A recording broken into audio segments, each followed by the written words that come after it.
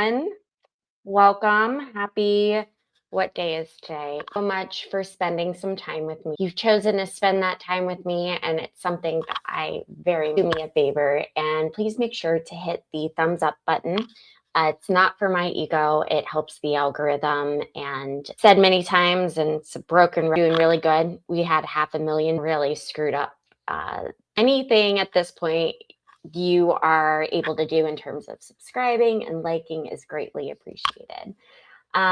We're here. Normally I'm live at 3:30, right? But with the Kouri Richins trial going on, it's out in Utah. So time zones are all messed up. And they went pretty late yesterday. So I figured that 4:30 was a happy medium to jump on here and not mess up the algorithm, try to pick up some people who are interested in receiving the highlights from that trial, while also making sure to cover the other things that I want to cover. So not looking at anything, but yes, hello. If you guys aren't used to watching this channel, I usually do a little bit of a get ready with me throughout it, and we're streaming on YouTube. I get a lot of people who watch on what's it called?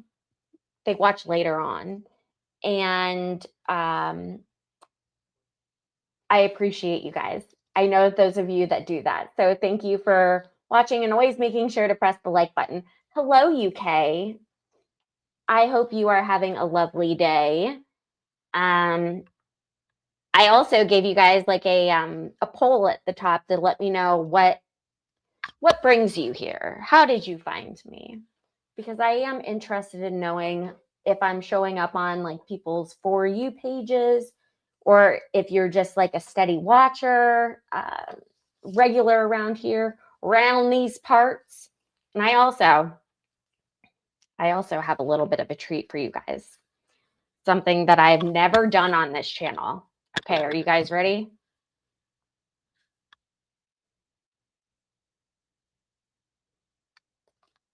I have potentially $100,000 in my hands, or $10,000. What do we think? Do we think that I have the lucky ticket, the golden ticket? I have heard so much about Florida lottery being where it's at. It seems like everyone always wins from Florida. And so I figured I'd buy a couple tickets and do that on screen. And maybe if something big hits, there will be signs. Well, hello, Mitchell. Welcome back today. Thank you for watching. Yes, you did find me on The Expert. And I am scheduled, as a matter of fact, to be on with The Expert this evening. He has not been feeling the best, the most recent of days, but he is going to do his best to get through, not get through. We are putting on a stream tonight for the State of the Union address, and I created a bingo card for it.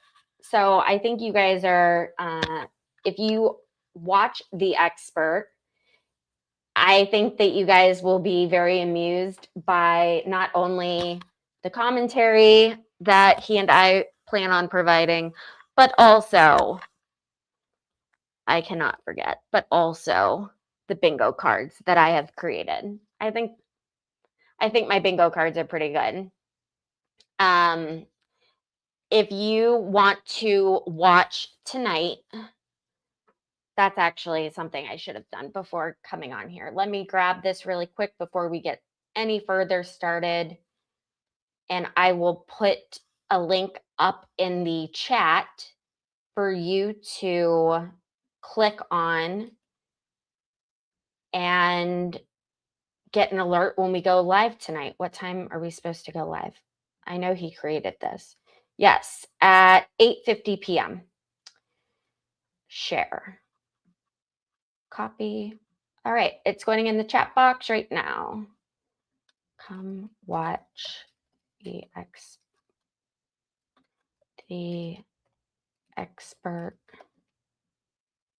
Is that his the underscore expert? Okay. Underscore expert, and I break down State of the Union tonight and play bingo. All right. Okay, here we go.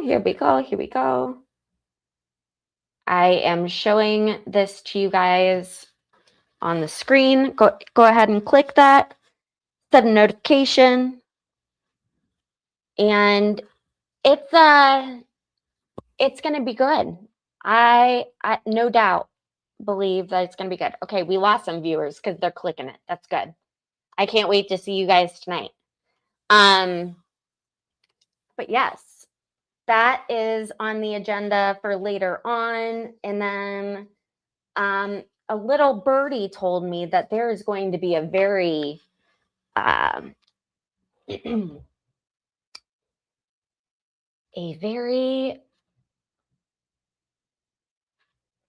salacious, a very necessary,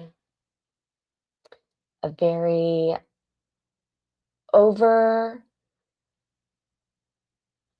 how do I say this? Overdue live stream on a certain creator's channel tonight about a certain awful person. I mean, I don't know. Maybe I'm wrong. But I will definitely be tuning in later tonight for that as well. So we have a lot of YouTube hours going in today. A lot.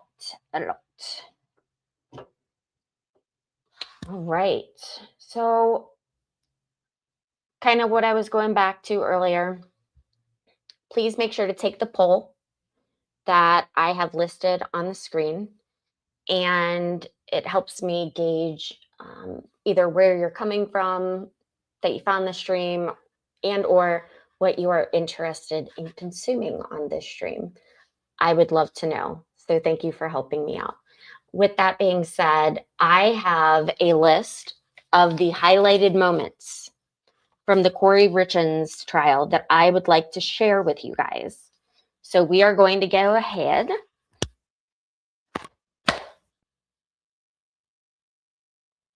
Friggin' fly. APP.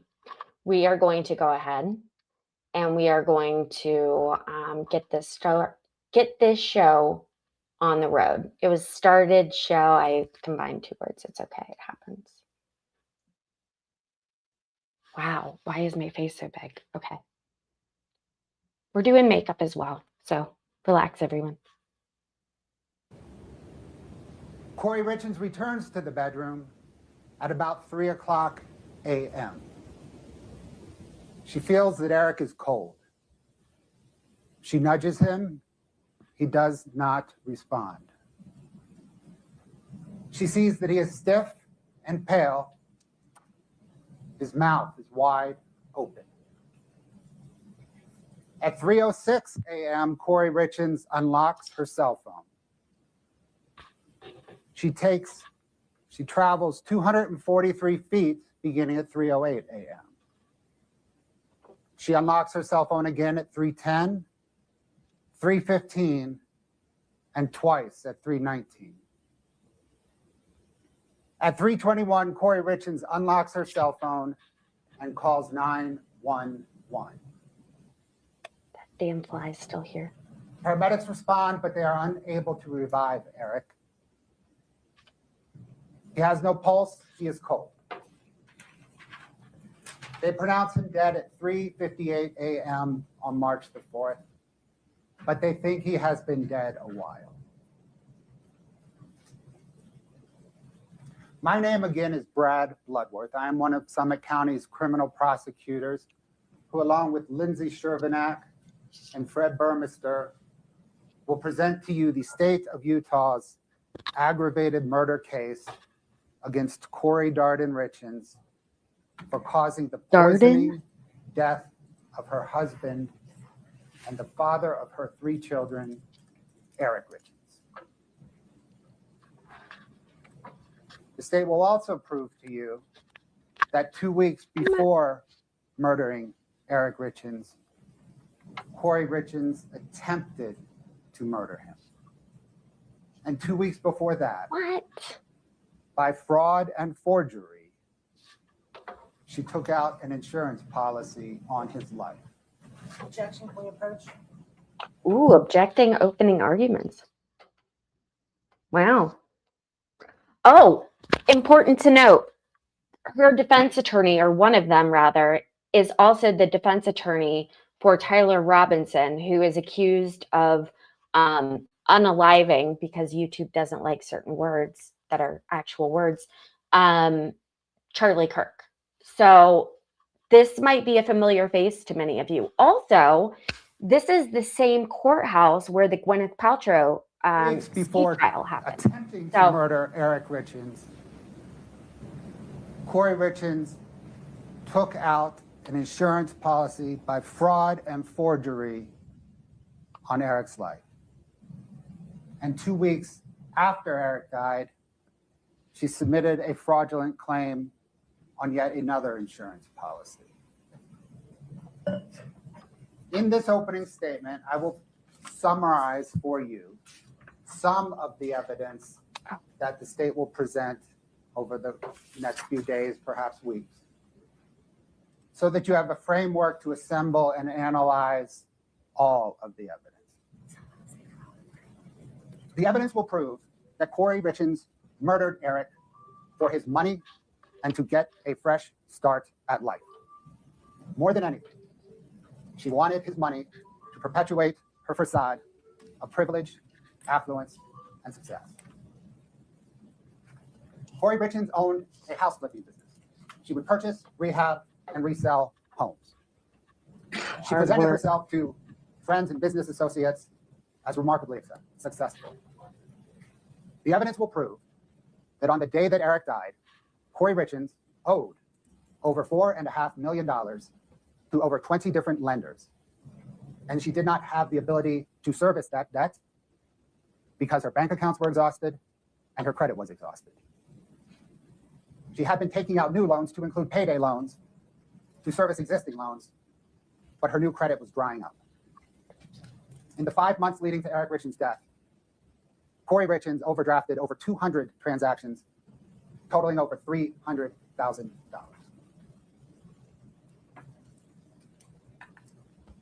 And on the day that Eric died, Kouri Richins was scheduled to close on an unfinished and derelict mansion in Midway, and thus take on an additional $3.2 million in debt. She did not have the financial ability to service that debt, to rehab the mansion, or to hold on to it long enough to resell it. This is actually quite common with The house mansion may appear flippers. impressive from a distance, but upon close inspection, it is just a facade.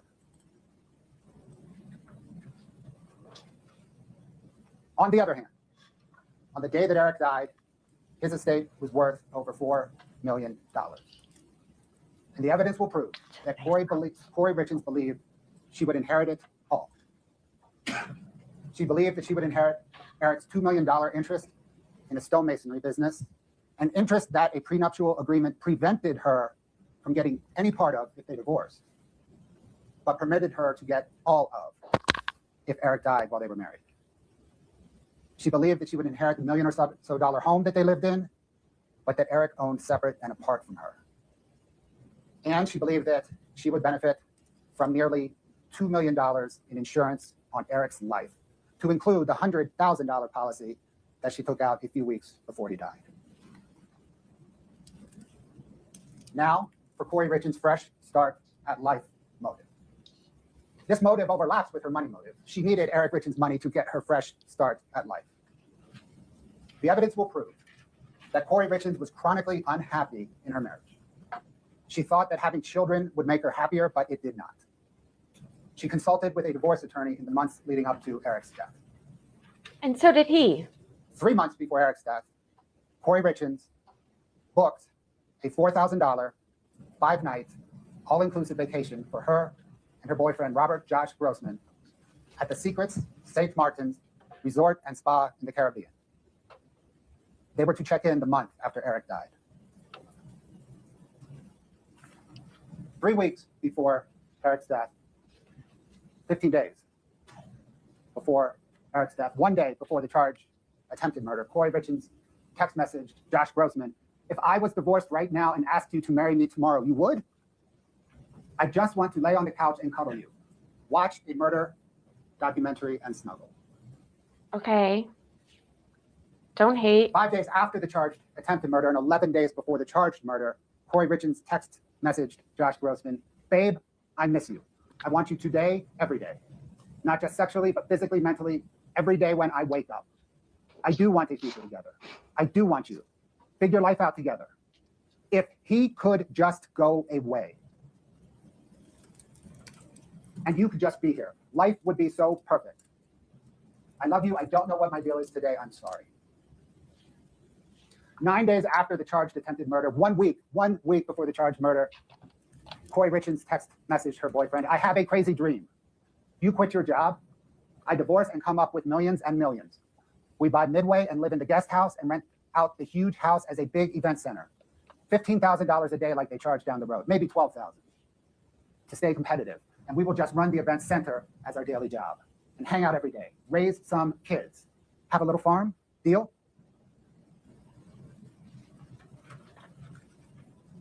Just over 2 weeks after Eric Richins' death, Kouri Richins text messaged her boyfriend a link to the Secret St. Martin's Resort and Spa in the Caribbean and asked, "Are we there yet?" 1 month and 5 days after Eric Richins' death, Kouri Richins texted, "I think I want you to be my husband one day." Girl, deal with the one you've already got. Or moving on to another one. Attempted murder charge. Carmen Lauber was a house cleaner who worked for Kouri Richins' aunt's house cleaning company. She cleaned Kouri Richins' house. She knew Kouri Richins for nearly 9 years. Kouri Richins knew that Carmen Lauber had a criminal history involving drugs. The evidence will prove that on February the 11th, 2022, 3 days before the charged attempted murder, Carmen Lauber, at Kouri Richins' request, purchased illicit pills from a street drug dealer who was a friend of a friend. And she gave those pills to Kouri Richins. That street dealer's name is Robert Crozier, and he sold Carmen Lauber the pills at a Draper in Maverick. 3 days later, on Valentine's Day, Kouri Richins purchased a sandwich from the Mirror Lake Diner and left it for Eric Richins. She then departed Camas and met up with Josh Grossman an hour away. At 11:33 that morning, Eric texted Kouri Richins, "I'm going to lay down for a bit. If I don't start getting better, I'm going to head to the hospital soon." Shortly thereafter, all activity on Eric's cell phone ceased for nearly 90 minutes in the middle of a busy workday. Once activity resumed, Eric Richins called his 2 best friends. They sounded to him scared, somber, confused, bewildered.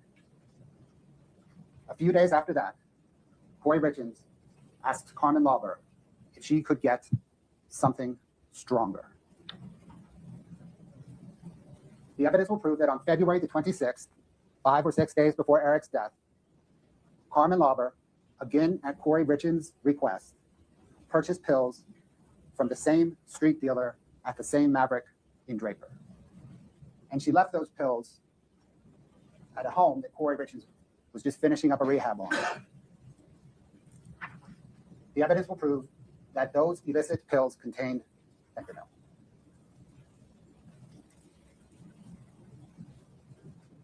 The autopsy and toxicology report shows that Eric Richins died of fentanyl poisoning. He had several times a lethal amount of fentanyl in his blood and more in his stomach. And that extraordinary amount of fentanyl was intentional, not accidental. The evidence will prove that time and again, Kouri Richins tried to cover up her attempted murder and ultimate murder of Eric Richins.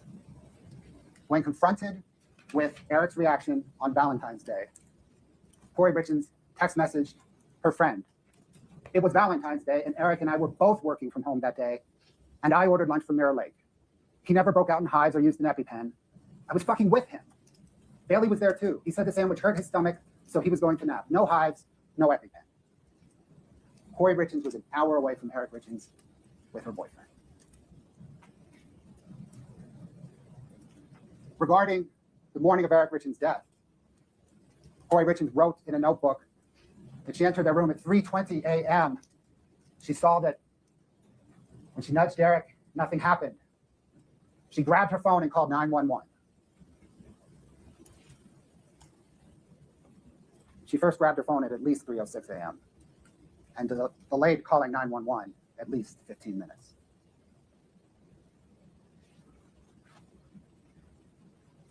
The evidence will also prove that Kouri Richins had a guilty conscience.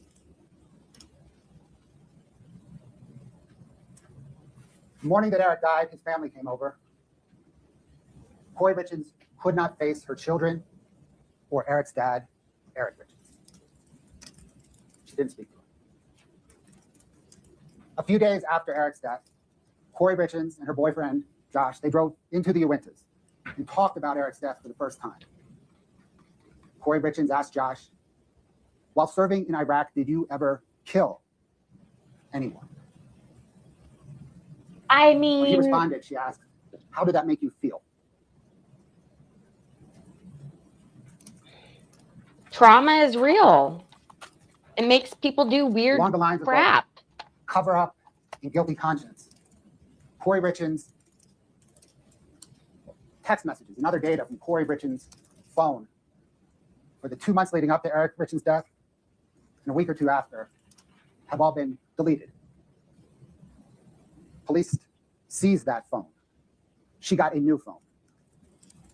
And on that new phone, there were the following internet searches. Can cops uncover deleted messages iPhone? Can you delete everything off an old iPhone without actually having it? Can deleted text messages be retrieved from an iPhone? How to completely wipe an iPhone clear remotely? How to permanently delete information from an iPhone remotely? I've also looked this up.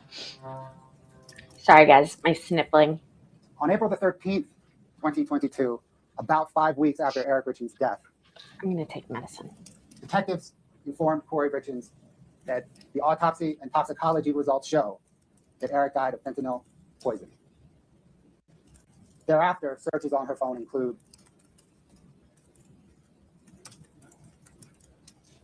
if someone is poisoned, what does it go down on the death certificate as? Can cops force you to do a lie detector test? Women, Utah prison, luxury prisons for the rich in America.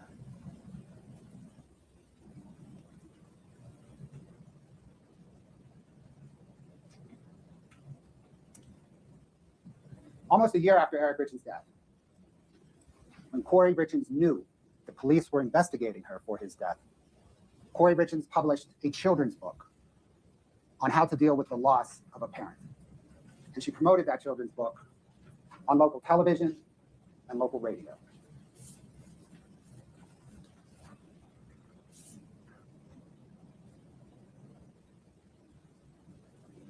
The state will present to you this evidence and more through a series of fact witnesses, expert witnesses, documents, and Kouri Richins' own words. As you evaluate the evidence and you consider it and you weigh it, let me offer 4 recommendations. The first is the evidence will prove that Kouri Richins murdered Eric Richins, but also consider the evidence that proves that Eric Richins did not kill himself or die accidentally. The evidence will prove that Kouri Richins had the means, motive, and opportunity to murder Eric Richins. But please consider the evidence that proves no one else did. Consider the evidence leading up to Eric Richins' death that proves that Kouri Richins murdered him, but also consider the evidence after Eric's death that also proves it. As you evaluate Kouri Richins' conduct, consider the evidence that proves that she richly values and trades on her perceived appearance, affluence, privilege, and success. Let me please highlight 2 of the judge's instructions that he just provided. The first is stay focused on the evidence. What the attorneys say, how they say it, their voice inflection, none of that is evidence. Please stay focused on the evidence. Please take notes. As he said, you will probably only hear from a witness one time, and that is when the witness testifies. At the end of the trial, I'll stand back up here. So can they take In the notes? closing argument, we will analyze the evidence. We will apply it to the elements that the judge instructed you on. And the state of Utah will ask you to find Kouri Darden Richins guilty of the aggravated murder of Eric Richins, the attempted aggravated murder of Eric Richins, 2 counts of insurance fraud, and forgery. Man, it's a lot of charges. Back for a moment to the morning of March the 4th, 2022. It is 8:30. Medical examiners place Eric's body in a body bag onto a stretcher, and they wheel him out of his home for the last time. His boys are upstairs with their uncle. Kouri Richins has not yet told them that Eric is dead, and she won't for a few more hours. The last of the sheriff's deputies leave, crime scene techs, medical examiners, and on Kouri Richins' phone, the following 3 images are accessed.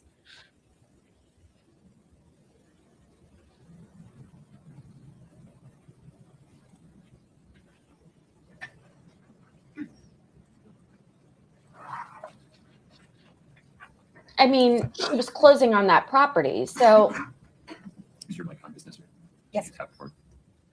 We need Katie to be connected. She is. It's a black screen at the moment. Is that intentional?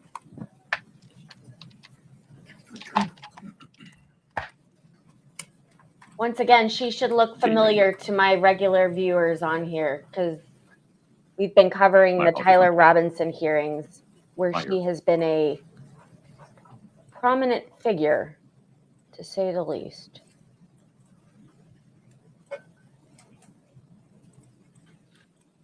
No, what's the status of the emergency?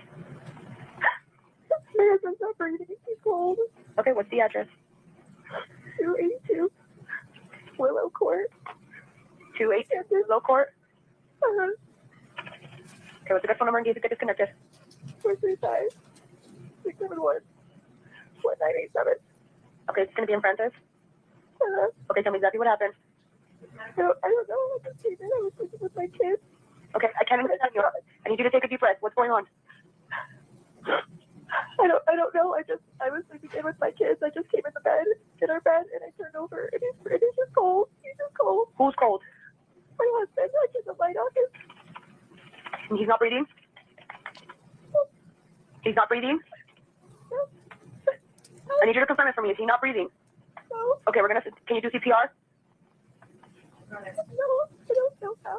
You don't know. I'm going to tell you how to. Are you willing to do CPR? Yeah. Okay. Those were the sounds of a wife becoming a widow. 6.5 hours before that terrible phone call, Eric and Kouri Richins were in that same bedroom, and they were celebrating. They were celebrating because Kouri was about to close on the biggest real estate deal that her company had ever done. She was about to close on something called the Midway Mansion. Slide 2, please. A sprawling, multi-million-dollar home in Midway that had been abandoned before construction was completed. And the plan was to fix it up just enough to resell it. In other words, repair the windows, make it look nice. There had been vandalism inside, clean it all out, get it ready to flip and sell. And the concept is to sell it for millions more than the bargain basement price they got because it was just a dilapidated, falling apart, abandoned property.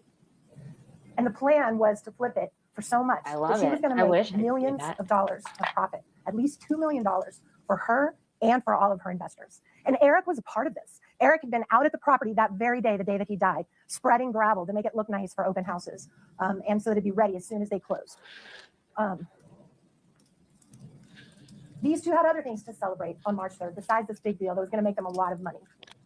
One of the things they had to celebrate was that Eric's business was doing great. Can we have slide 3? Eric worked as a stonemason, and you're going to see, this is 2020. This isn't even the year before he died. So his income kept going up and up. But he declared to the IRS that he made over $750,000 that year. That was just in 1 year of what Eric was bringing into their marriage and their family. They also lived in a beautiful home. Slide 4. It was a beautiful home. They got married in that home. That home was half Kouri's. That's how it works in marriage. You get half of the home as soon as you live in it. They also had a 2-story garage that you can kind of see in that picture a little bit back from the house. And it was filled, slide 5. It was filled with exotic animals. Eric was a huge hunter. He went on trips all over the world. They had the kind of money that they were blessed with. He could travel to Africa and travel to Mexico, which he did 2 weeks before he died. He was in Mexico hunting an exotic sheep, actually. They had four-wheelers. They had lots of vehicles. They had snowmobiles and ATVs and ski equipment. Sheep's just trying to live life. They also had a wonderful family. Slide 6. The one thing that I don't think anybody in this courtroom is ever going to challenge, us included, is that Eric and Kouri adored their boys. They were their world. They were in that place that those of us who've had kids have all been in, where you spend your days driving them around to soccer and all their activities, and they're just the center of your world. And that's how both of these parents felt about their kids. They loved them a lot. And what's more important is that the boys adored their father, adored him. And Kouri knew that about her sons and about her family. Their marriage had survived through some rough times, and you're going to hear about that. Like any marriage, it wasn't a perfect marriage. They'd gone through a really bad year where they both contemplated divorce, and they did what a lot of couples do. They went to marriage counseling, they worked it out, and they decided to stick it out, and they did. You're going to hear testimony from one of Eric's closest friends that in the few weeks before Eric died, he and Kouri were the happiest together that he'd ever seen them. And you're going to hear that from one of Eric's closest friends. Now, on March 3rd, Eric started sending excited texts before their celebration to Kouri, saying, hey, let's get together. Let's have some celebratory shots. Slide 7, please. Oh, I'm sorry, you guys aren't going to be able to read that. It's really small. But it basically says, oh, no big deal. Thank you. You want to grab lunch today with a celebratory shot? That was Kouri saying she can't, that she has other plans. But he's excited. He wants to celebrate about the big closing. When Eric got home the evening of March 3rd, after he'd been out at the property spreading the gravel, he got home and they all had dinner together as a family. Kouri's mom dropped by. They visited with her mom. Her mom had actually been out at the property the same day with a carpenter trying to get some bids and get it ready to start getting it fixed up. Yes, 4 garage doors, 2-level Kouri's mom garage. left. They tucked their boys into bed. And around 9 o'clock, they decided to have their celebratory shot. A friend had given them a gift of some of those, I'm sure you guys have seen them, those copper Moscow Mule cups that you make like in breweries and in bars. And they decided to try out their new cups. So Kouri made what's called a Moscow Mule. And they also had a little shot, which is Eric's idea. Can you tell we're in Utah? They had their drinks. They actually didn't finish them and set the cups in the sink at the house right there. Around 9:30, they were getting ready to go to bed, and they heard one of the children who suffered from something called night terrors, where they scream out, they have nightmares. One of the children was crying out. So Kouri went to sleep with her son around 9:30 that night. You're going to hear the police. Kouri also told the police the day that they came to the house that she believed Eric might have had what we call a marijuana gummy. You're going to hear Eric loved marijuana gummies. He used them a lot. And the police found a whole bunch of them in the house, in his things, in his clothes, in his closet. You know, he was a marijuana gummy user. Slide 8. These are all gummies that the police found in Eric's things. Some of them, you can tell, had commercial bags where he bought them from dispensaries. Some were in clear bags that he bought from somewhere else. So okay, let me just point out that is not a very graceful photo of her. If you're just now tuning in, like I said, this is the same attorney who has been sitting next to Tyler Robinson, the alleged unaliver of Charlie Kirk. And after watching her present this opening statement, and I want you guys to watch this with what I'm about to say in mind, I expect a whole lot more when I am a defendant who is risking being thrown in jail for the rest of my life. You know what I'm saying? Like, please don't have a notebook that you're just carrying around reading off of. It's just, it didn't go well, in my opinion. But I want to know your thoughts after having heard mine halfway through. Location unknown. So take it down. So as they're getting ready to go to bed, oh, you're going to hear that after Kouri left the room, Eric was on his phone, and he was talking to a friend named Scott Wagner. And you're going to hear that Scott Wagner talked to him at 10 o'clock that night. That when Scott Wagner talked to him, he did not sound drunk. He did not sound high. He did not sound like he was on fentanyl or anything else. That there was no sound of the wife or children in the background. That he was alert, that he was having a totally normal conversation with Scott. And this was at 10 p.m. Shortly after 10 p.m., you're going to hear, forgot to mention, when Kouri left the bedroom, she has always maintained from beginning to end that she left her phone in the room, in the charger next to her bed, which we all do at night when we're about to go to bed, we charge our phones. Nothing unusual there. After 10 o'clock, around 10:30, so this is an hour after Kouri's left the bedroom and is in with her son, Kouri's phone is unlocked and moves just a few feet. Now you're going to hear Kouri's friends in this trial and some other people testify that Eric was always checking Kouri's phone. And you can kind of see why he probably was doing that. Based on what you've already heard from the state. Maybe he had good reasons, but he checked her phone a lot. So we know he did that at about 10:30 because we have proof that the phone opened and closed. Moved a short distance, like maybe walking around the bedroom and then closed again. And that is the last thing we know for sure that Eric did the night that he died. Sometime after that, we don't know exactly when Eric died. Slide 9. When Eric died, his Apple Watch was hanging on a charger, nice and neat. His phone was in a charger on the nightstand. He was lying in his underwear, like when you go to bed, and he was on his back on his side of the bed. So it appears pretty clear that Eric went to bed and fell asleep and died in his sleep. You're also going to hear, slide 10, that there was an empty pill bottle right next to him in his nightstand. And I want you to pay careful attention to this. The empty pill bottle expired in 2016. Made out to him for pain pills. Well, that's going to become important later. Sometime after 3 a.m., Kouri wakes up and comes back into a dark bedroom. You're going to hear she unlocked her phone. Probably, we're not going to dispute the times that the state just mentioned. The phone gets unlocked shortly after 3 a.m., which is what time Kouri says from day one that she got up. She always tells the police, I got up at 3. The phone verifies that. The phone moved around the house a little bit. You're going to hear the distances in the house. There's going to be investigators that are going to tell you how many feet from the master bedroom to the bathroom to the kitchen. They're going to tell you about how many feet are in that house if you're walking around the house. It appears clear she walked around the house just a little bit for a few minutes. And then the phone stops being active, which is indicative of being back in the charger, indicative of not moving anymore. And a few minutes later, you hear the 911 call that you guys just heard. So that gives her enough time to crawl into the bed, touch her husband, and realize he's cold. Just about 3 minutes. That's all it took. And she picks her phone up, calls 911. You're going to see that the phone records prove all of this. At that time, I believe everyone's going to agree, and I think the state even admitted it in their opening, it's pretty clear he'd been dead for several hours. And you're going to actually see a photo when we pass, our blood pools in the position that we lay in. It's not circulating anymore because our heart's not working. And you're going to see a picture of his back. And you're going to see that the blood he had been dead long enough for the blood to pool on his back because he was laying on his back. So that usually indicates he'd been dead for several hours, and the medical examiner is going to tell you that. So those 6 hours, ladies and gentlemen, between 9 p.m. and 3 a.m., somewhere in that time, Eric Richins died. Somewhere in that time, he ingested a fatal dose of fentanyl. What you will never hear after 4 years of investigation, where as recently as 2 weeks ago, they were back searching that house. After 4 years of investigation and 5 weeks of this trial, you know what you're never going to hear is how that fentanyl got inside of him, because there is zero evidence of that. To this day, slide 11, please. You're going to see that his death certificate, oh, that's the wrong thing, Katie. Just take it down.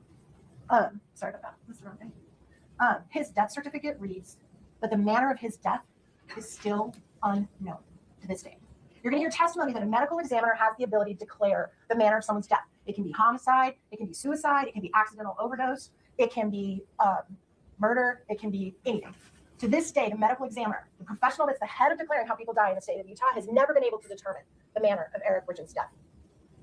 Now, you're going to hear first responders and law enforcement tell you that no fentanyl was found in the bedroom the night of his death. But you're also going to hear them that they didn't search for it. Yeah. You know, we've all seen the TV shows, the crime shows. What do if there's a murder, right? If you think there's a murder, tape it off. No one gets in or out. It becomes a crime scene. You search everything. You search the closet. You search the bathroom. You search Kinda the like, vehicles. You search the house. You search the office. They didn't do that. All kinds of friends. And May family, there was a Ramsey- video of all the people that were in the house that day. There was no restrictions on anybody. The little Guess who was girl. sitting in the sink? The cups. They were sitting there. They were never taken. They were never tested. Nothing. The nanny ended up putting them in the dishwasher the next morning, and they still had fluid in them. You're going to hear the day after Eric died. Not the day after, day of. They started interviewing Kouri over and over and over again about what happened that night. You're going to hear for yourselves that her explanation of what happened that night has never changed from that call you just listened to. As far as the timing, as far as what happened, never. Law enforcement John secretly Bonet, yeah. recorded her phone conversations for over a year after this incident. 2 years later, listening in to her conversations with her family to see if her story about what happened that night ever altered, ever changed. You're going to hear it never changed. You're going to hear that before Eric's body was even taken out of their bedroom, Kouri was told the body was going to a morgue for an autopsy. So within an hour of the cops getting there, she knew there was going to be an autopsy of his body. And what happens when you have an autopsy? You figure out how someone died. That's what doctors do. They test your blood. They test your bodily tissues. So she knew that. But did she tell the police or the medical responders or the EMS, hey guys, you might want to check out fentanyl? My husband used it all the time. Did she do that? Because with one sentence, she could have taken all suspicion off her and made this about a drug overdose. But she didn't. As a matter of fact, she could have staged a whole drug overdose scene with fentanyl pills on his stomach and everything all over the place and say, gosh, I tried to get him in rehab for years and I couldn't. But she didn't. And you know why? Because she told her truth. She told her truth over and over again. And it's exactly what she told that 911 operator that you just heard and you're going to hear over and over at trial. I don't know what happened. Now you're going to hear that Eric Richins' family simply could not accept that. They needed someone or something to blame for losing someone they loved that wasn't Eric himself. And that's totally understandable. No It family happens all the ever time. wants to believe that behind closed doors, someone they love is using drugs. No one wants to believe that. But the family's need to make sense of Eric's death went way beyond what you would expect a normal grieving family to go through. You will hear that as the detective arrived at the house, Eric's sisters spoke with the detective in the driveway. This is before anyone in the house knows how Eric died. If he had a heart attack, if he had an aneurysm, a lot of people were talking about aneurysms at the scene, and you're going to hear that. Nobody knew yet how he died. The sisters were telling the police Kouri probably did this. Kouri probably did this. Day one. His sister Katie tells the police, and you're going to hear her testify about this, that Kouri had recently found out that Eric had put all their assets in a trust, and that Katie was in charge of the trust. She's going to say, I'm in charge, and that Kouri didn't like that. She told that to the police at the scene. So Kouri already knew before Eric ever died that his assets were protected in a trust and didn't automatically come to her if he died, that there were legal things you had to go through. You're going to hear that it didn't stop there. The Richins family hired a private investigator, and you're going to see how much they paid that private investigator, and it's almost $100,000. And they paid that investigator to spend every waking minute. I'm in the digging wrong up field, as much man. dirt as he possibly could on Kouri Richins to try to implicate her in Eric's death. Even though the state already had all the evidence from the scene that night that would show what happened in those 6 hours, right? The investigator goes looking for skeletons in the closet. And boy, did he find some. You're going to hear that after an exhaustive private investigation into every single thing about Kouri Richins' life, he uncovered plenty of things, but I'm quite sure she's not proud of. She's not a perfect person. She's a flawed person. I would submit we all are. But the prosecutor just turned some of her most intimate, personal correspondence into entertainment with bubbles and slides. And they're going to continue to assassinate her character throughout this trial, so get ready. The judge has instructed you not to prejudge this case and to wait until you hear all of the evidence before you make up your mind. So let me assure you, no marriage is what it appears on the surface. What happens when we close our bedroom door is very private and is not always known by family or friends. And I think you're going to learn a lot about Kouri and Eric's relationship in this trial, and I would ask you to wait before you go rush to judgment like they have about her sexual morality, her personal decisions, about her marriage, and about her family. The prosecution is going to spend days and weeks telling you all about arguments Kouri's had with her husband in years past. Problems in their marriage. Yeah, they had them. Disagreements, infidelities, ups and downs in their marriage. All true. They're also going to tell you all about Kouri's business. They tore it apart. They examined every bank account, every real estate deal she ever did, her taxes, when she made money, when she lost money, if she paid her taxes on time, if she bounced checks, if she borrowed too much, if she didn't borrow enough, if she borrowed wisely, if she was too risky in her business. You're going to hear all of that. None of that has anything to do with those 6 hours, but you're going to sit through it and you're going to listen to all of it. And you're going to hear testimony about her most intimate personal and business affairs going back years before Eric died. The family and the private investigator even became convinced that Kouri had tried to kill Eric before on Valentine's Day when he had an allergic reaction to a sandwich, drank some Benadryl, may or may not have taken an EpiPen shot, took a 2-hour nap, and then drove his kids to soccer. That's the evidence you're going to hear about Valentine's Day. You're going to hear that he had discussed with Kouri that he was going to drive the kids to soccer. So they're asking you to believe that she secretly put narcotics in her husband's food right before he's going to drive 3 things that matter the most to her in the world to soccer. You're going to hear that this incident wasn't even a blip to Eric. He had a professional allergy doctor that he saw very shortly after this incident. He never even brought this up. Never even talked about it with his doctor. You're going to hear that he laughed about it with one of Kouri's friends who visited shortly after. He thought it was funny.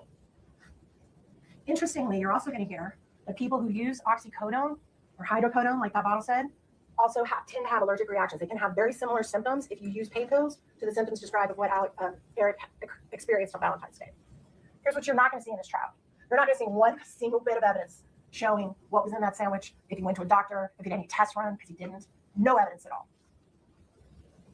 Now, the family's investigator regularly updated law enforcement on his investigation. He sent them everything he found. He sent them witnesses to interview. He sent them interviews he did of the witnesses first. You're going to hear this very same private investigator took Eric's computer before the police got it and had it for a long time in his possession, looking through all of Eric's computer. You're also going to hear Eric's family went and hired experts. They hired experts in toxicology, in finances, in handwriting analysis, paid them all a bunch of money. And now those same people that the family hired are going to appear here as witnesses for the state to testify against Kouri. Oh, You're going to hear that the family had constant communications with the prosecution team right up until they decided to charge Kouri a year later.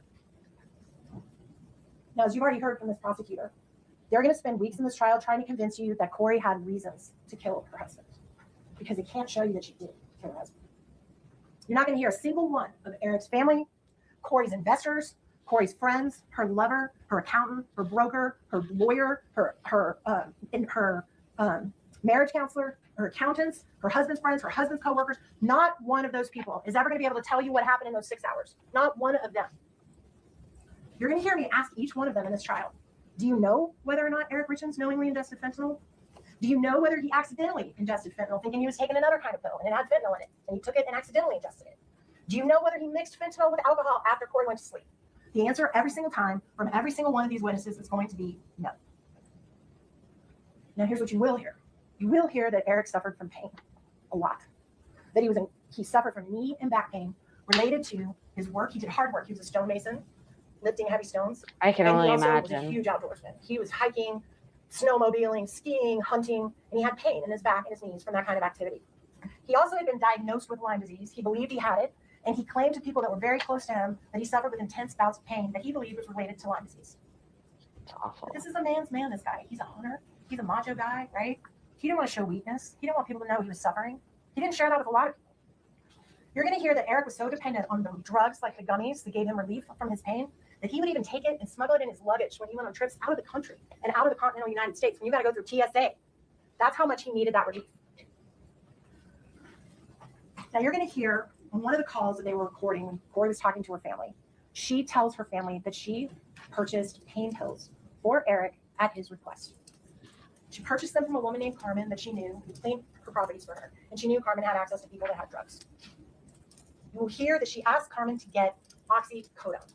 Oxycodone, which is very similar to the hydrocodone that you saw in that pill bottle right there. Your Honors, apologize. May we approach? Percocet. Molly Percocet. All right. So after opening statements, figured we could scratch.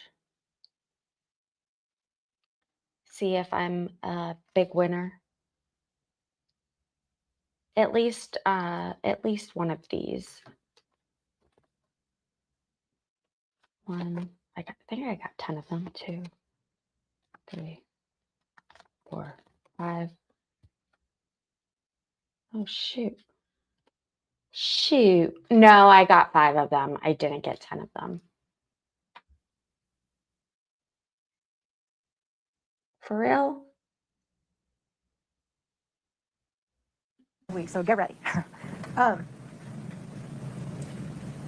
You're going to hear that oxycodone is a fairly low dose pain pill that you can get prescriptions for. Most prescriptions for oxycodone are around the range of about 10 milligrams per pill. That's about, if your doctor gives you oxycodone, that's about what you usually get it for. If you want stronger oxycodone, like up to 30 milligrams, you generally either have to have a special prescription from a doctor or you're going to hear that you can get it on the street, right? And the state has talked about this gentleman, Robert Crozier. Robert Crozier sold higher strength oxys, up to 30 milligrams. He's going to testify that back in 2022, before Eric died, that's all he sold was oxy, that he didn't sell fentanyl at that time. It hadn't really got into the country yet, like it is now, right, where it's everywhere. It hadn't really happened yet. Please make sure to like the stream, guys. Thank you. Stronger dose. So you're going to hear and you're going to see evidence that Kouri asked Carmen for something stronger, and that Carmen, you're going to hear from Mr. Crozier, purchased 30 milligram oxys from Crozier. Crozier's going to say that is what he sold Carmen Lauber, was 30 milligram oxy pills. You're also going to hear that in Eric's autopsy, there's no oxy in his system. So the pills that were purchased by Carmen Lauber could not have been the cause of Eric's death. The fentanyl had to come from somewhere else. You're going to hear Carmen testify now that Kouri asked her for fentanyl. But what you're going to hear is that that was not Carmen's original story. That when Carmen was originally interviewed, she said no mention of fentanyl. It was all about oxy. There was no fentanyl. Carmen talks like she doesn't even know what fentanyl is, right? Guess when she changes her testimony? She changes her testimony when the police say, hey, you know what? We caught you. We caught you with drugs. We caught you with guns. And if you don't say what we want you to say, you're going to jail for a really, really long time, federal and state. But we're going to give you a ticket. We're going to give you a free ticket to get out of all the trouble you're in. But you got to say Kouri said fentanyl. And she changes her story. You're going to get to evaluate her credibility and what you think of her. You're going to hear that just a few weeks before Eric died, guess where he was? Mexico. Guess where the fentanyl comes from into this country from? Mexico. Now, after you've listened to all the evidence in this case, after you've looked at all the exhibits, you're going to be asked to determine what happened in that 6 hours. Not the 3 years before, not the 2 years before, not the 1 year before, in those 6 hours. You're going to have to decide if Kouri Richins intentionally and knowingly poisoned secretly her husband, ending the life of the father of her kids, knowing that she was going to cause those little boys to feel pain every day for the rest of their life for the loss of their father, and that she did it for money, and that she did it for money that was less than what she was about to make on one of her own deals, for way less than what Eric Richins would have earned over the next 2 years, 3 years, 4 years. Way less than you knew she was guaranteed to get because she knew about the existence of the trust. She knew there's no guarantee on the assets or the home, right? Finally, you're going to be asked to determine whether or not the sandwich incident was an attempt to commit a murder. That's going to be an easy one for you. You're going to be asked to whether she lied to the life insurance companies. And I presume the state's going to argue that the lie was that she didn't cause his death. Because if you cause someone's death, you can't get the life insurance. So I guess that's what they're saying the fraud is. And then there's a little flyer that she got in the mail, that we've all gotten in the mail, that if you're a credit union member, about once or twice a year, you get this little thing in the mail that says, hey, we'll give you $100,000 for your life insurance. Just sign here because we are so glad you're a credit union member. And so she signed that a little while before Eric died for $100,000. $100,000. That's Eric Richins made that in 2 months, right? 3 months. And they're saying she forged his name on that little flyer when she mailed it in. In order to prove that, they have to prove that Eric didn't allow her to do it. Now, I'm telling you right now, wives everywhere sign their husband's names on a lot of things. You've got to find that she did it without his knowledge. And I don't know how they're going to prove that. Now, there's one piece of good news as you evaluate this evidence and the facts in this case. There is some good news for you. There are going to be a lot of facts that we actually agree on that we're not even going to challenge. We'll just be like, yeah, that happened.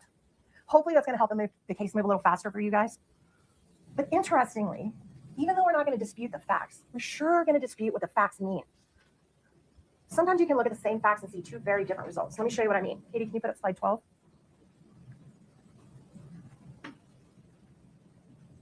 Is it up on your screen, Katie? 1 second, please. The judge has to give us the pass to get into the... This happens from time to time. Okay. Brittany. Can you do me a favor? Disconnect from table 1. Plug back in. Okay, 1 moment. There it is. So look at this picture of a young woman in a fur coat. See it? Now look again. You see a witch? Nose, mouth. There's going to be times in this case where the state is going to discuss facts with certain witnesses, and they're going to show you the witch. And I'm going to take those same facts and those same witnesses, and I'm going to show you a widow. At the end of the trial, if you can still see both faces, that's reasonable doubt. The judge has instructed you that the burden of proof in this case lies with this table. Katie, can you put up slide 13? Can you make it a little bigger, please? The law presumes the defendant is not guilty of the crime charge. She's innocent right now, and you have to accept that to do your job. The presumption persists unless the prosecution's evidence convinces you beyond a reasonable doubt that the defendant is guilty. Katie, can you put up slide 14? This is a heavy burden for the state. We know that. And our Constitution gives them that burden. Our Constitution, that same Constitution, promises Kouri Richins a fair trial by a jury. I agree. And that's you, her fellow citizens, who took an oath to swear that you will stand between Kouri and the government and make them meet their duty before they can get through you. And they've got to meet it by proof beyond a reasonable doubt.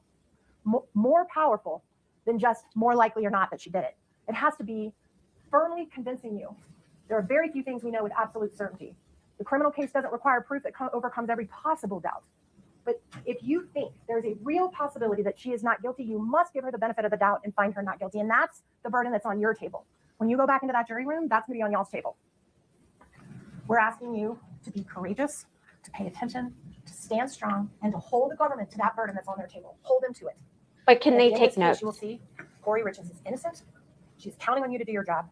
And the only proper verdict to return in this case, which we are going to ask you to return at the end of this case, is to find her not guilty on all charges. Thank you. Okay, so let's interested let in you- your feedback because I found that to be an extremely weak opening argument for the defense, which I think is, they say that they don't have to prove that they didn't do it. Like that's the state's burden. That's silly. The person's there for obvious reasons. The state thinks they have enough to charge that person. Long story short, I think that it was a very underwhelming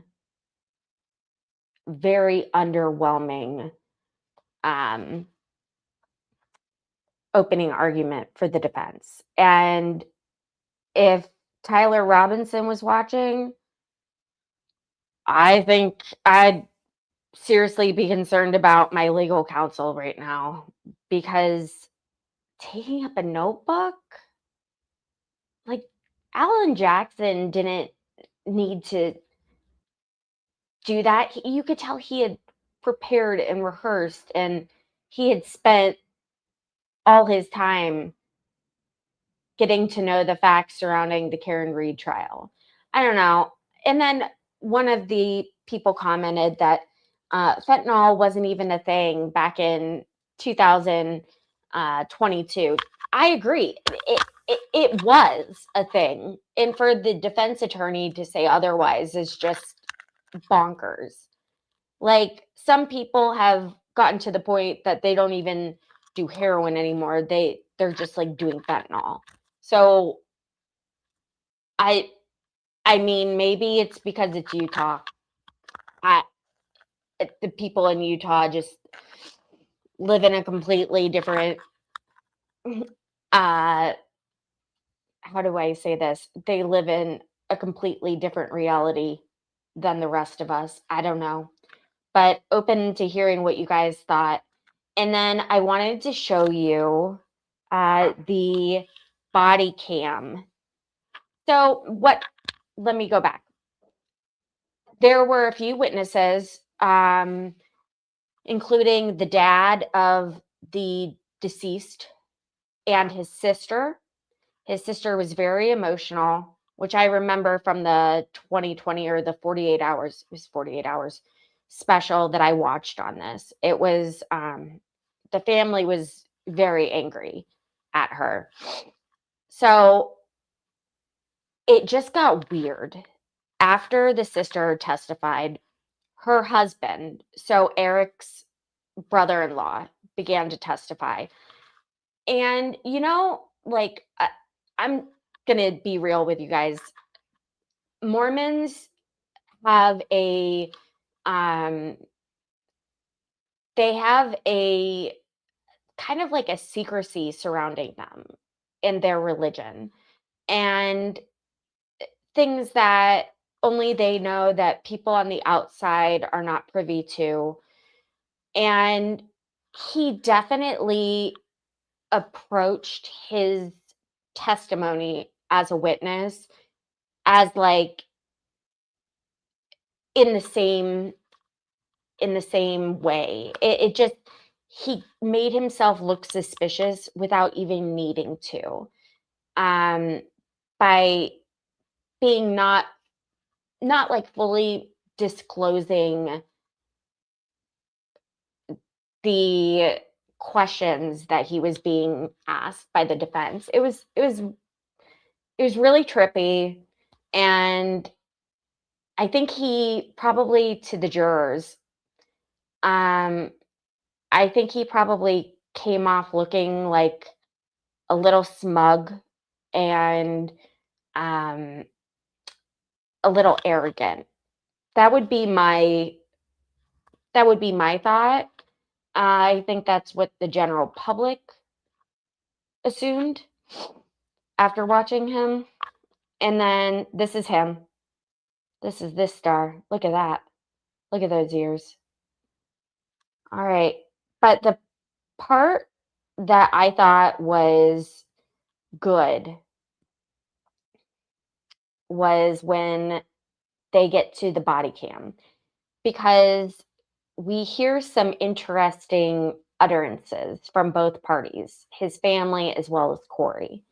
And like I always say, I'm trying to give you the highlights of the trial, so you don't have to sit behind a computer for 8 hours and watch everything and have to sit through sidebars. So I hope that you guys are appreciating this. Please make sure to hit the thumbs up button. That helps the algorithm and helps my channel. So here we go. The blur in the middle. And with the exception of that blur, everything else is the same. Yes. And has this clip been cut down from your original video? Not this clip. Okay. I'll move to admit 1-4D. Okay. 1-4D, as in David, is admitted. And publish to the jury, please. Scott, is this in a spot you want to start? I'll restart it, and it does have audio. Understood. Go ahead, sir. I don't have the audio. Is the audio instantaneous or is it a delay? No, Okay. it should be right away. I think I know how to fix this. Give me just a moment. We'll need If to you restart pause, yeah. We practiced this earlier. Give me just a moment. Did you? No. That's what I thought too, but it sounds like they edited around that. One moment, folks. Scott, would you do me a favor? Would you disconnect from the HDMI and then reconnect? No. Then, did you I plug back in? appreciate you guys being Okay, here you cue the video while again they for me. sort out their silliness. And no medical history other than his asthma. Thanks for sending the hearts. Hi, Gina. What does he take? What medicine does he take? Can you find it and tell us?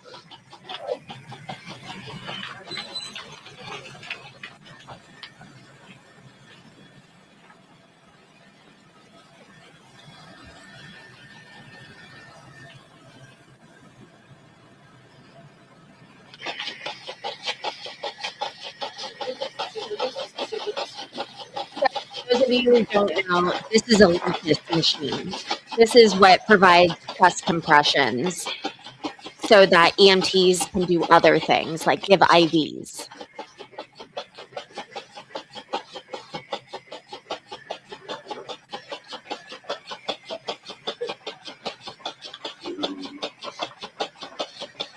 Good. Yeah. Hey guys, I know downtime. These are the supports we got here. He's had 2 Eppies of Narcan. 2 Eppies, 1 Narcan. Blood sugar is 458. That's a really high blood sugar. No history. Just in the chest pain when he went to bed. What's your first name? What's your first name? Yeah, let's let them do their work in there. So what happened today?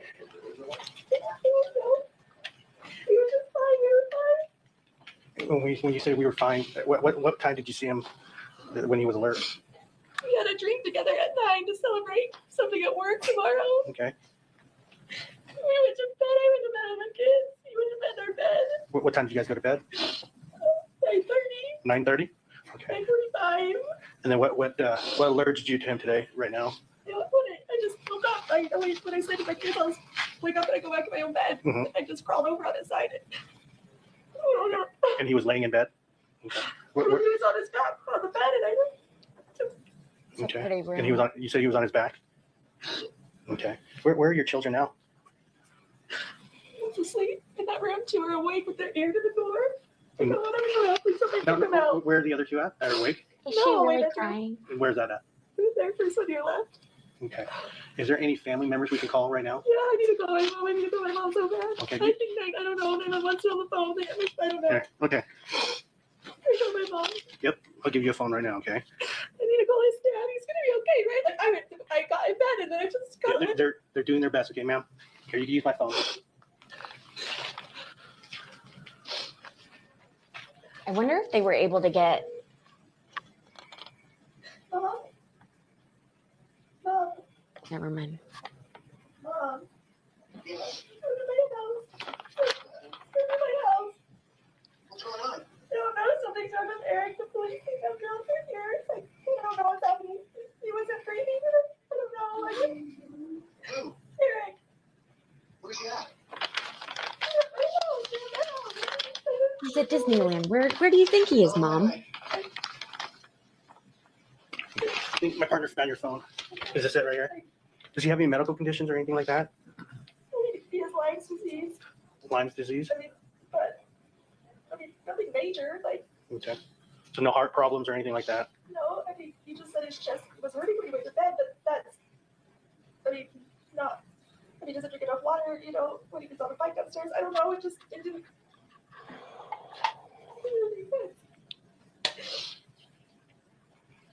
And then he said he was really tired because he got his allergy shots yesterday morning. Okay. With my son, they so much, I don't. And then when did you discover him? What time? I got my phone. Maybe Hit the like button, please. Thanks. About 3. Did you immediately call the That's great. 911? Yeah, well, I got up and as soon as I turned over and he was cold. Mhm. I just felt like something was wrong, but I just put a blanket on it because I just thought it was really cold. So and then I sat there for a minute and I just didn't feel like breathing or anything. And so I just was like, Okay. and he just felt so heavy. Mm-hmm. Any COVID or anything like that? We all just got over COVID. Okay. And And when was that? a couple weeks ago. Okay, so not recently. Well, he just had a negative test. So I was the last positive, and then he had it. So his last negative test was a week ago. Okay. Bet Ma'am, the what's your name? cop wishes he had rubber gloves on Sorry, now. Kouri, With a C? Kouri.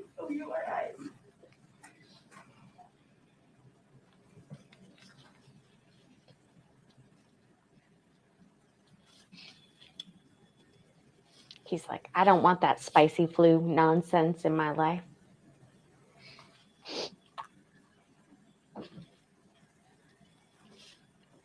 I found a new straw. It's not blue. It's pink.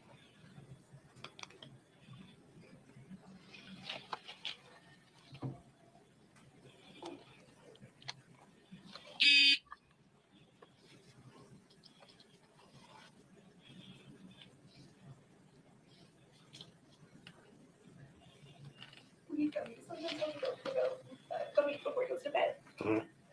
Like, you didn't seem like you did though. It's like a gummy, as in like a THC gummy? Okay.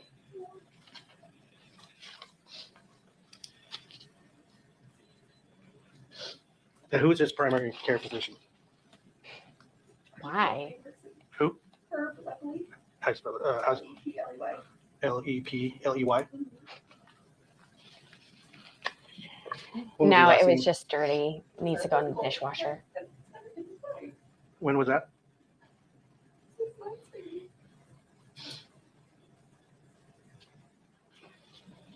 I love them though. Oh my god. The silicone.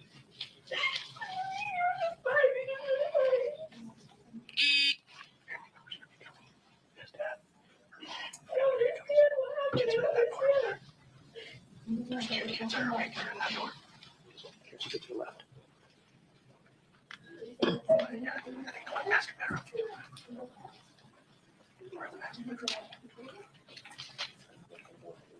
Basically, she said, went to bed at 9:30. She slept with the kids. And then she goes to bed. She went to bed. And around 3 o'clock, we get her bed. He has Lyme disease. He got an allergy shot yesterday. He might have taken a gummy. THC gummy last night. So, other than that, just Lyme disease. Weed is illegal in Utah, by the way. I don't know. Probably no colors.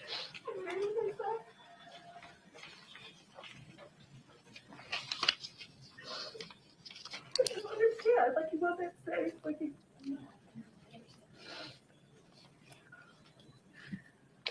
I think that's why they're making like, I don't want to say they're making a big deal out of it, but if Okay, 30. What's my case number? weed was legal, I don't think we would be hearing Copy. a lot about it. I don't know. Yeah, firm. And the complaint's going to be the wife, first name of Kouri. It's a very interesting way to spell Kouri as well.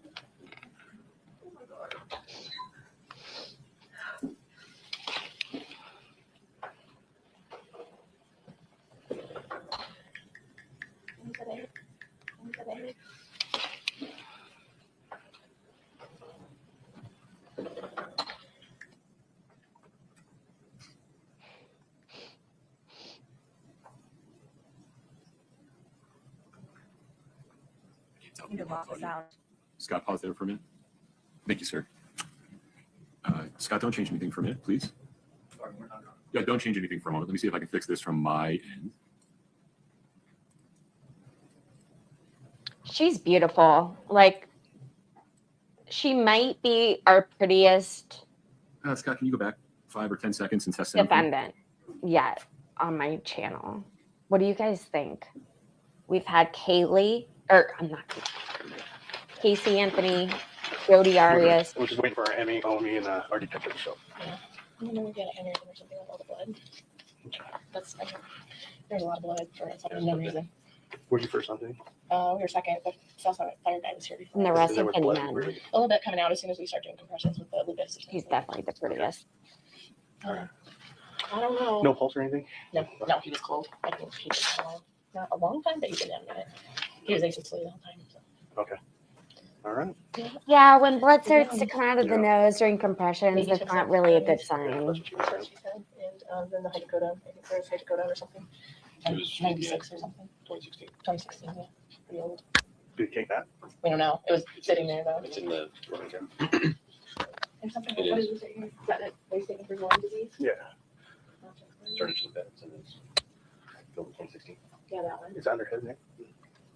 You're such a smooth, sweet talker. Is it interesting? Oh, okay. Okay. That's empty, right? Thank you. And we gave him one hand. That one. My face Then legit you got rise- red you though. rise on the floor, right? Yeah, she had pulled me off the floor. Kouri? I'm going to need to ask you some questions real quick, okay? Have you ever been in the military? No. No? Does he use tobacco? No. No? And what does he do for a living? He owns a stone basic company. Hey, why did they ask about the military?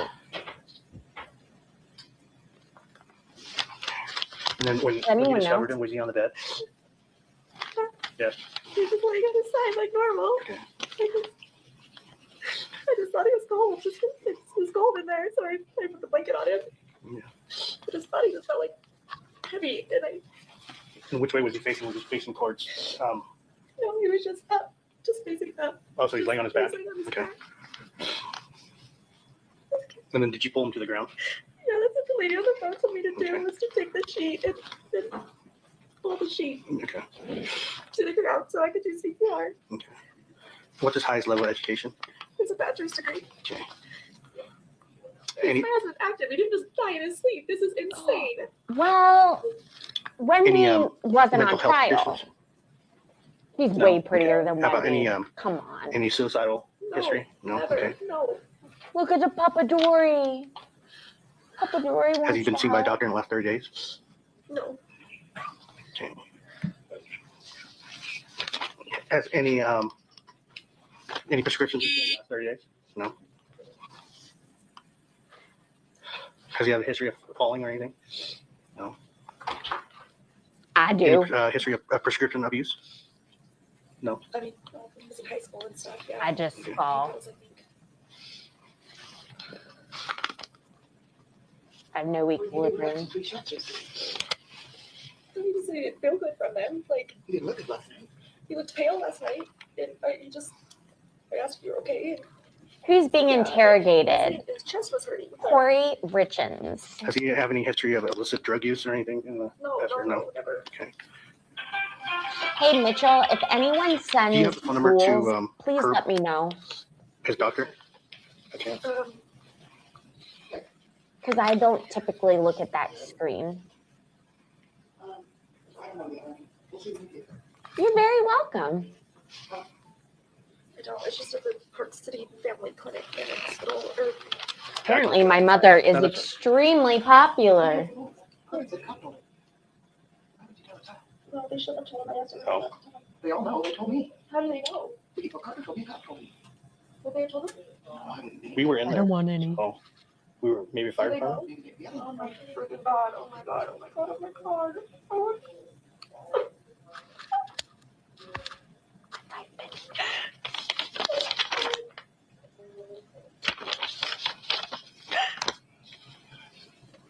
Oh my God. God, that number just kept ringing this morning, and I thought Yeah, because we couldn't find her phone. somebody called from his cell phone, and then we Googled it. It says it's a spoof number. I'm gonna go up here to these people. Mom, is the door closed? My room? Yes, we- Is he still? So I'll explain to you what the process is right now. Because he was in good health and his age and everything like that. Okay, our medical examiner is going to come and do their investigation real quick, and then also our detective, just to make sure that everything's documented, correctly. And then from there, they'll explain to you what's going to happen. Most likely, what I'm thinking, because he has no serious health problems or anything like that. His age, most likely, they're going to take his body to the Oh my God. medical examiner's office just to make sure that there wasn't anything else. All right. Do you have any questions for me right now? No. He had allergy shots yesterday. Yeah, and that's what she was saying. Last night when I was here. What kind of allergy shots? He gets weekly shots. He's Hey man, it's boy get weekly shots. That would be such a pain to go Like get. seasonal allergies? Yeah. Okay. And where was that at? Park City. Park City. Family Medical? No. Jenny Ranch, Granger Medical. Granger? Okay. Oh my God.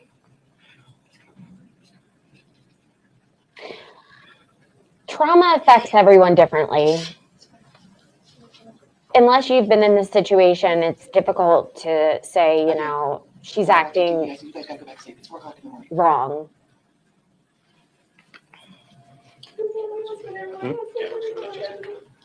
Cam? Yeah. Need to go up there and decide what to get the. I've been in a really traumatic situation. Yep.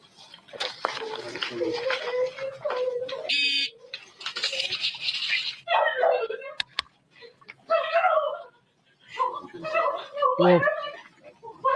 We don't know. We went to bed. Please, here, he's gonna help. Where am I? The kids are. This is worse, my brother. We had a crazier reaction. Corey? I don't think we can say that there's There's a lot of traffic. a wrong way to act. That's what I'm trying to get at.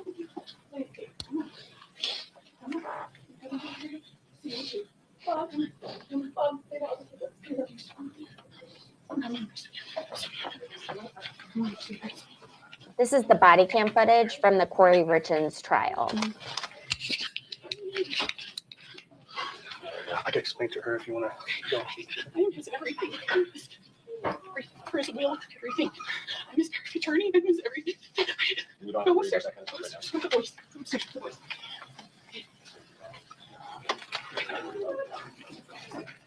Hey guys, don't forget to No, it's like, all natural, okay?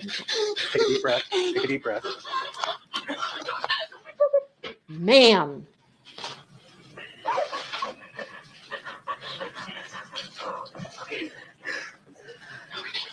Okay, I gotta breathe. Oh my God, I gotta breathe. I just talked to him like a couple hours ago. I have an emergency inhaler. He just woke up and he wasn't breathing. You can borrow it. I'm with you, Dad. I'm right at his bed. It's a nightmare. So I went back in our room and it was great. Okay, I wanted you guys to watch this for a specific reason, and that reason is about to come up.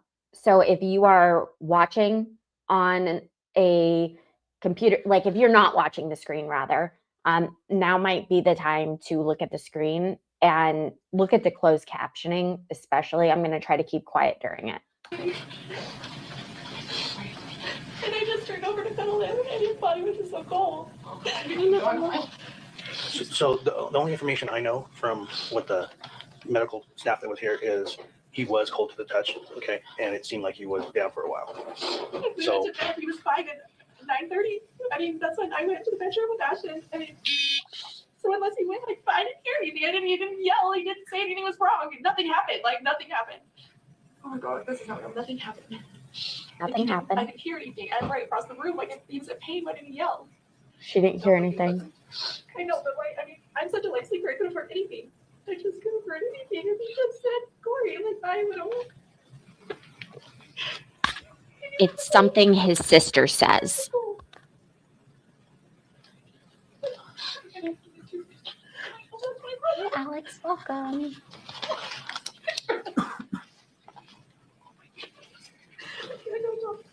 I don't.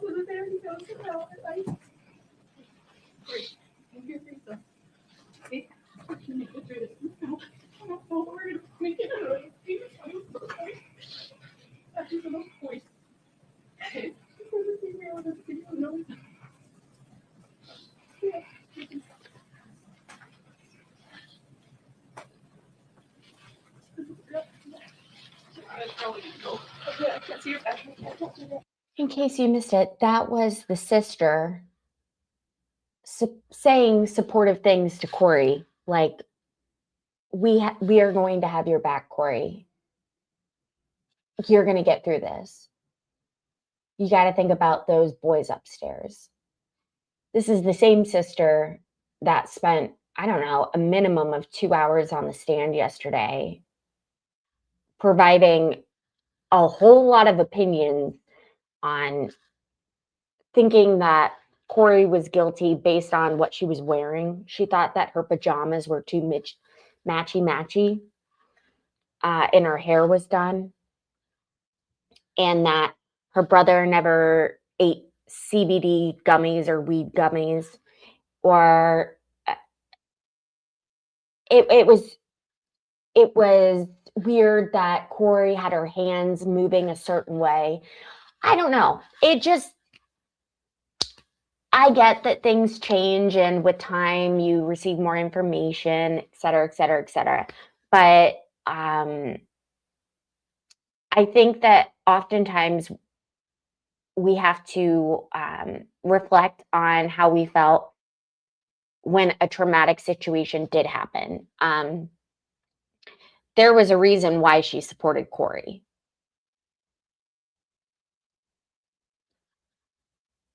I mean, that's what her brother would have wanted, right? And so it was a completely different situation based on what she said yesterday in the trial. So apparently she was quite suspicious of her for some time. The family is LDS. Yes, they were. They found their 2 missionary journals in there. So of course they're not going to believe it. Believe that Eric ever took gummies or drank alcohol. I can totally see that. I just family doesn't like Karen Reed or Kouri Richins. Oh my God. I can't be the only person that has made that mistake. So of course they're going to be judging everything. And if you guys want to learn more, I recommend you go back and watch the testimony of the sister and the brother-in-law. I cut that out because, like I said on my channel, I try to do the highlights, the things that you need to know. And during these videos, I'm telling you what was said by these parties. But it was, you know, the behavior has definitely changed. The feelings have changed. And Alex, who is a member of my channel, so thank you so much. I hope you renew when the time comes out. It's really, it's been very interesting working in a field, me personally, that is mostly LDS people, and learning that they have their own ways and they have their own cliques. And if you are not LDS, I hate to say it, but I'll say the uncomfortable things out loud. That's why I have a YouTube channel. You immediately have a X next to your name. Like, it's a very, very enclosed, not overwhelmingly accepting group.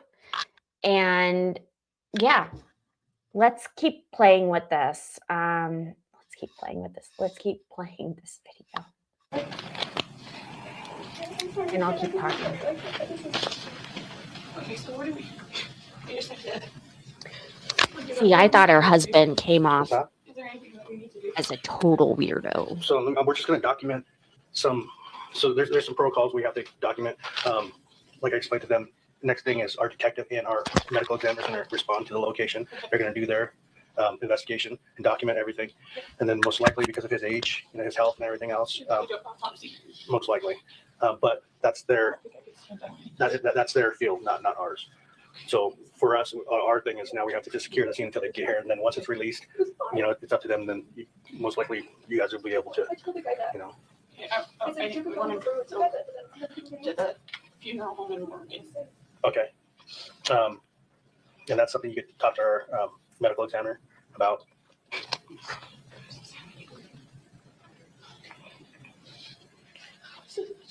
I mean, they take some time.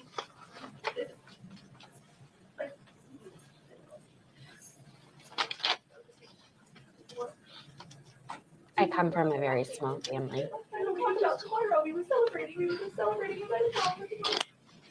For what?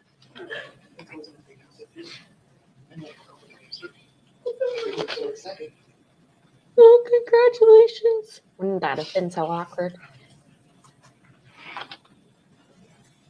I don't know. To say that her clothes were too matchy, like matchy, like that's pretty hardcore judging, right? You're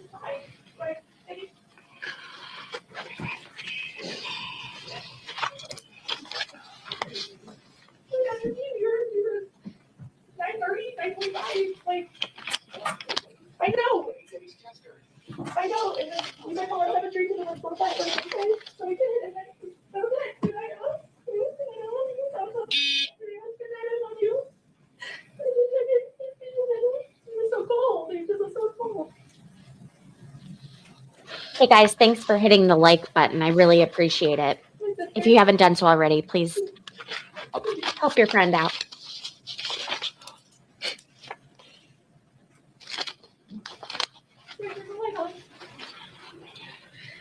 Is there any like animals that sleep in the bedroom? with them? Wow. Yeah, my dog. The dog on the bed with them? One went missing? Little poopy. Okay. Was he on the bed when you came in? Was he on the bed? No, he wasn't in there. I did. Okay.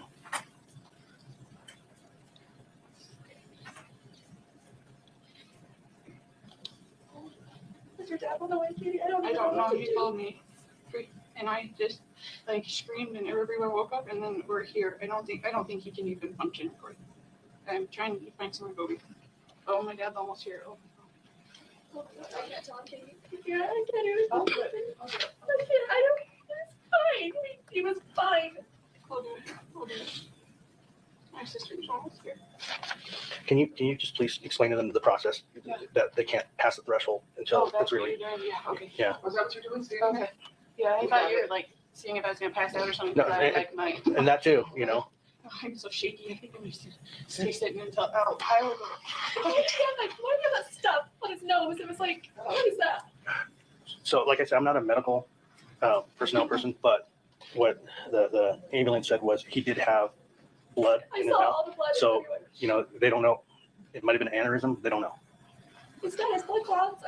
I mean, he had blood in his stuff. It was like snot or something. Yeah, I don't- because when they do the CPR, he gets the blood flowing and it gets moving. And if it's not pumping, it'll- Oh my god. Well, when I was trying to just do the chest compressions, it just.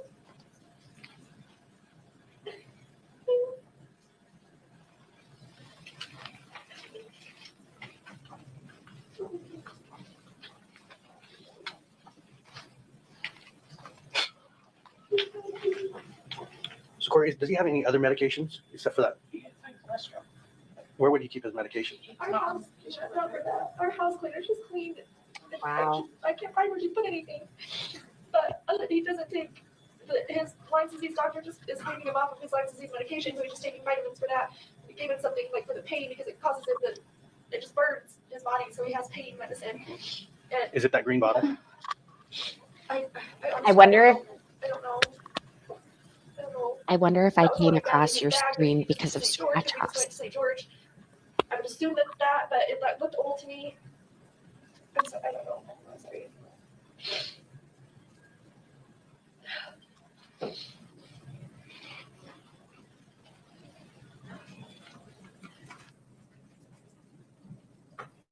I can only imagine how much it would cost So if Deputy we Wynn, I want to show you a had- couple other exhibits. They'll pop up on your screen there and we'll kind of move through them. So first we'll do exhibit 1-4S1. And let's do 1-4S2. I'll ask you all the same questions about these. 1-4S3. 1-4S4. And 1-4S5. You recognize all of the photographs? Yes, I Make sure to subscribe and like the video Those so you still can shots come or back screen for grabs more. from the body camera we just watched. Yes, it is. I'll move to admit those 5. 1-4S1 through 5 are admitted. Are we publishing the jury? If we could, please. And Scott, if you could just move through each of these.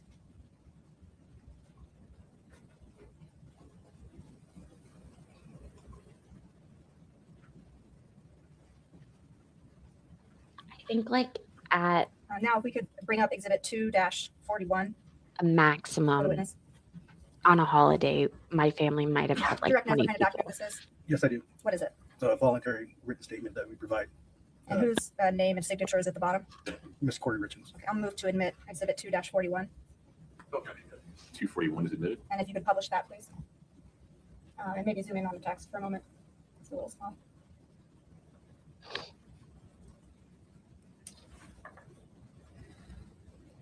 Eric and I put the kids to bed around 9 p.m. We had a drink around 9:15 to celebrate something, brushed our teeth around 9:30 p.m.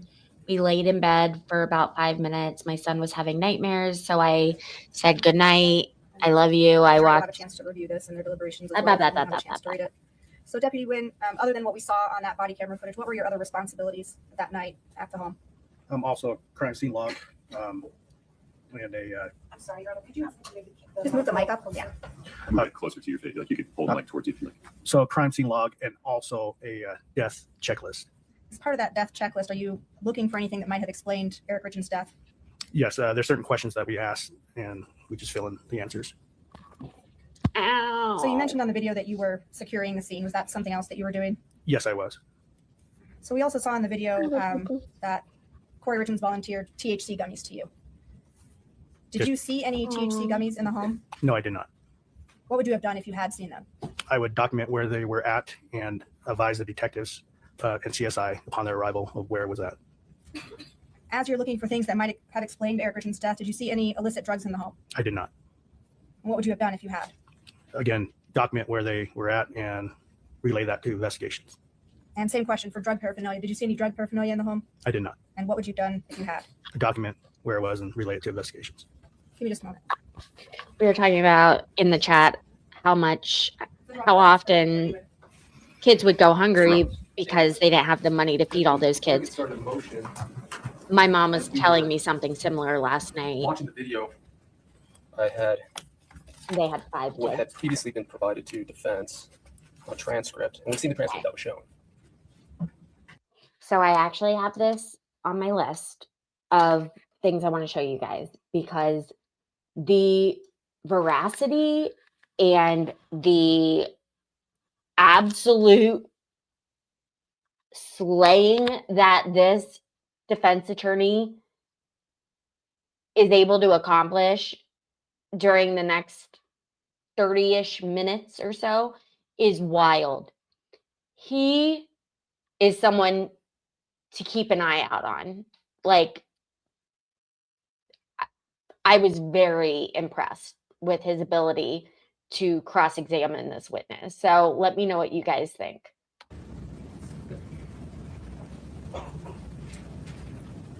Mr. Ramos, is this the same or different than Very 4T? impressed. So, Right. impartial. so it appears to be sections, kind of clips. So as this was being presented, that's what I was going off of.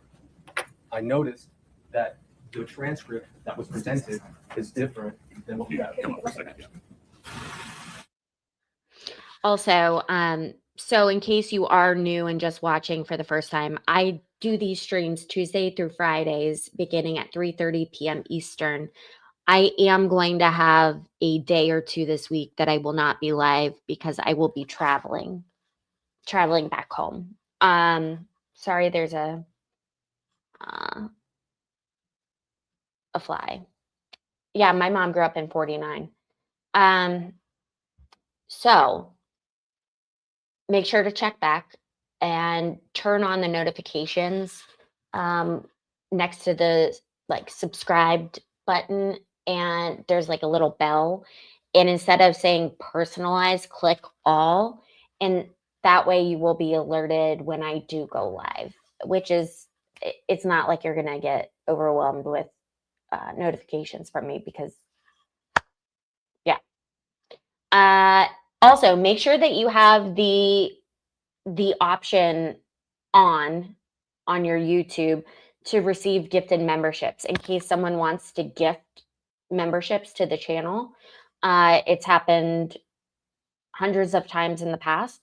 And if you are a member of the channel, you get to have your comments displayed on the screen. You are able to join members only live streams. You will get a discount on merchandise, and you get your own emojis to use, amongst other things. Mr. So Nguyen, would love good to have you. afternoon. I don't know Thank what you. time it is. Good afternoon. Let's start off where we just left off. Ms. Sherbanak was asking you questions about what it is that you did or what you would have done had you found certain things. Fair? Yes. Okay. Now, when you arrived, what we just saw, the videos we saw, that's from your body cam. Yes. You indicated that it is always off unless you turn it on. I think is what you meant. I think you said it's always on until you turn it on, but what you meant was it's always off until you turn it on. Is that correct? Yes. Okay. Now, in this case, we saw clips of it. Would you agree that's correct? That is correct. That is not from the beginning to the end, correct? Correct. Now, you didn't participate in which clips were shown, correct? I was not. Okay. Now, at one point, you do turn off your body cam. Do you recall? I don't recall. You don't recall doing that? I don't recall. Okay. If you had turned it off, when would you have turned it off? Where did this fly come from? When the call was over?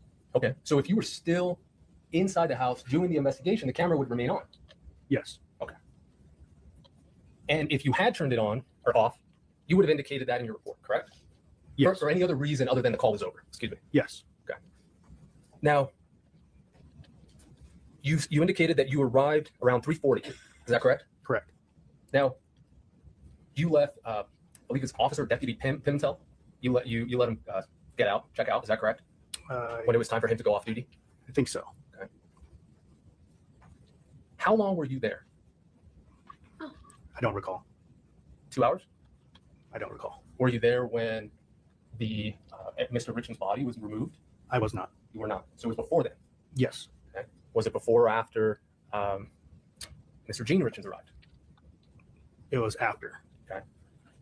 Do you recall anything about when you left? I don't. Do you recall seeing Deputy Woody, Detective Woody? I don't recall. Would looking at your report refresh your recollection? Do you have a copy of it? Yes, I do. He's Okay. so Could you go ahead and pull that up? demanding of attention.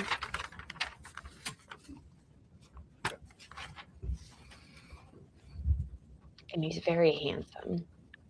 Give me 1 second. This is different. Yeah, probably have it on the other side. Yes. Sorry.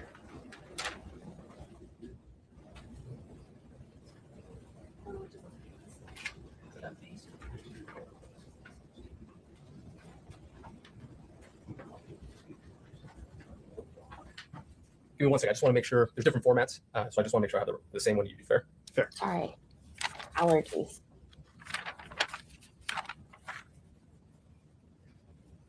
Let me give this back to you. Go ahead and take a look at that or any other reports you have. Oh my Let me know God. what time you left. It's not time stamped. So probably at the last paragraph where it says, upon their arrival, I released the scene to Deputy Orgel and I responded to the sheriff's office debunking the photos from the incident and uploaded the death investigation checklist. Correct. So then if you go to the paragraph Correct. before that, does that give you a better idea of who was present when you were still there? Yes. Tell me. While waiting for You don't have to read it. You Oh. could just, if that's refresh your memory. So after Sergeant DiBotello left, upon Deputy Orgel and Detective Woody and the medical examiner sessions upon their arrival, then I left. Okay. So then That's so funny. at some point after you let DiBotello go off watch, you then waited for those 3 individuals, correct? Well, Yes. hello, Orgel. sir. Orgel, yes. Orgel, apologies. Sessions Yes. and Woody. Yes. So they arrived and then you left, correct? Yes. Did you speak with Woody? I think, no, I don't recall. I don't recall.